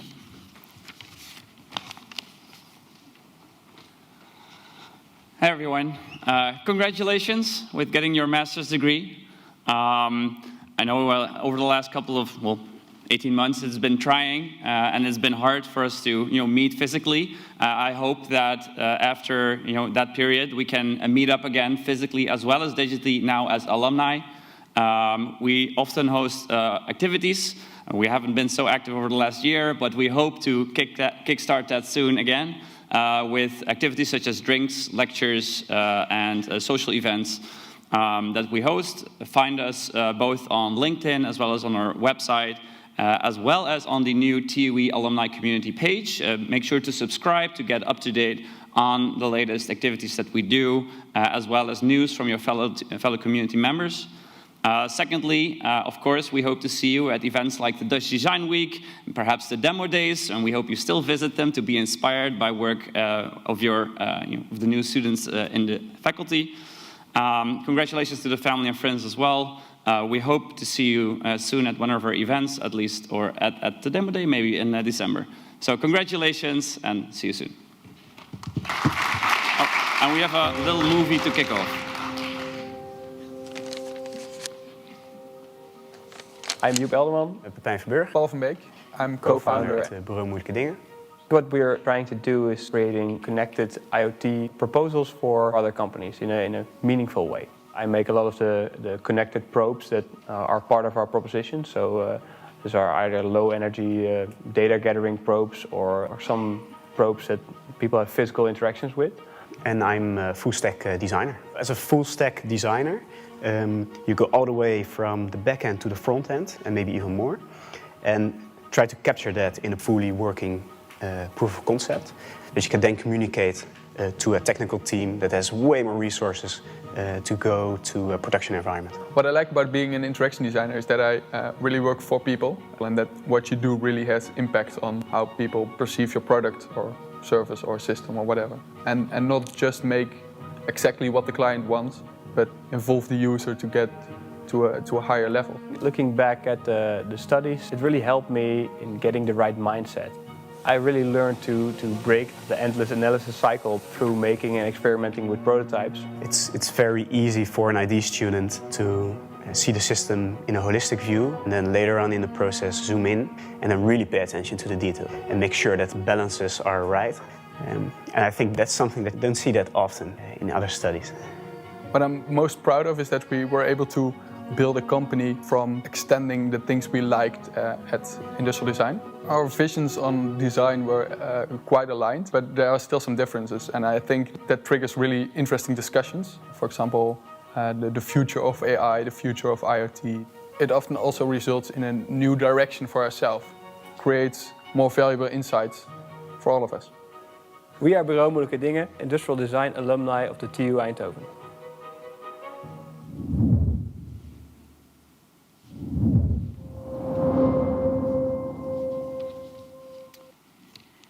So that means that we come to the end. I think for me to stress the plea of Roy, it would be really nice that you join the alumni and that we see you very often. Because as also our alumni from Bureau Moeilijke Dingen said, you will now be developing further, but we have new generations coming in. And it's really beautiful to see if we can work as a meshwork, almost like supporting each other, building on each other's shoulders, and just showing the beauty of design and what it can do, both on the emerging technology side and also on the impact on the societal challenges and how we bring those forward. But that will happen in due time, I hope. I think for now, we've come to the moment that we have to do two things. Of course, one is celebrating with a drink and to have a toast all together, which can't be done in this room, but we can do that later on that side. So I will invite all the friends and families and everyone here just to go to the, on my end, I'm always bad on left and right. On my left end, and then it's on your right end. But actually for the alumni, well, you are basically now alumni, but let's still stick a bit with the graduates. And the Master of Science, together with the coaches, we will go to the other hand to first make a photo. So we're splitting this a bit, so give us just a bit of time to make a nice photo as a remembrance, and then afterwards we all have a drink together. So we will go that way, and you all will go that way. So thank you again. We come to the end, and I hope to see you with a drink. Enjoy and congrats.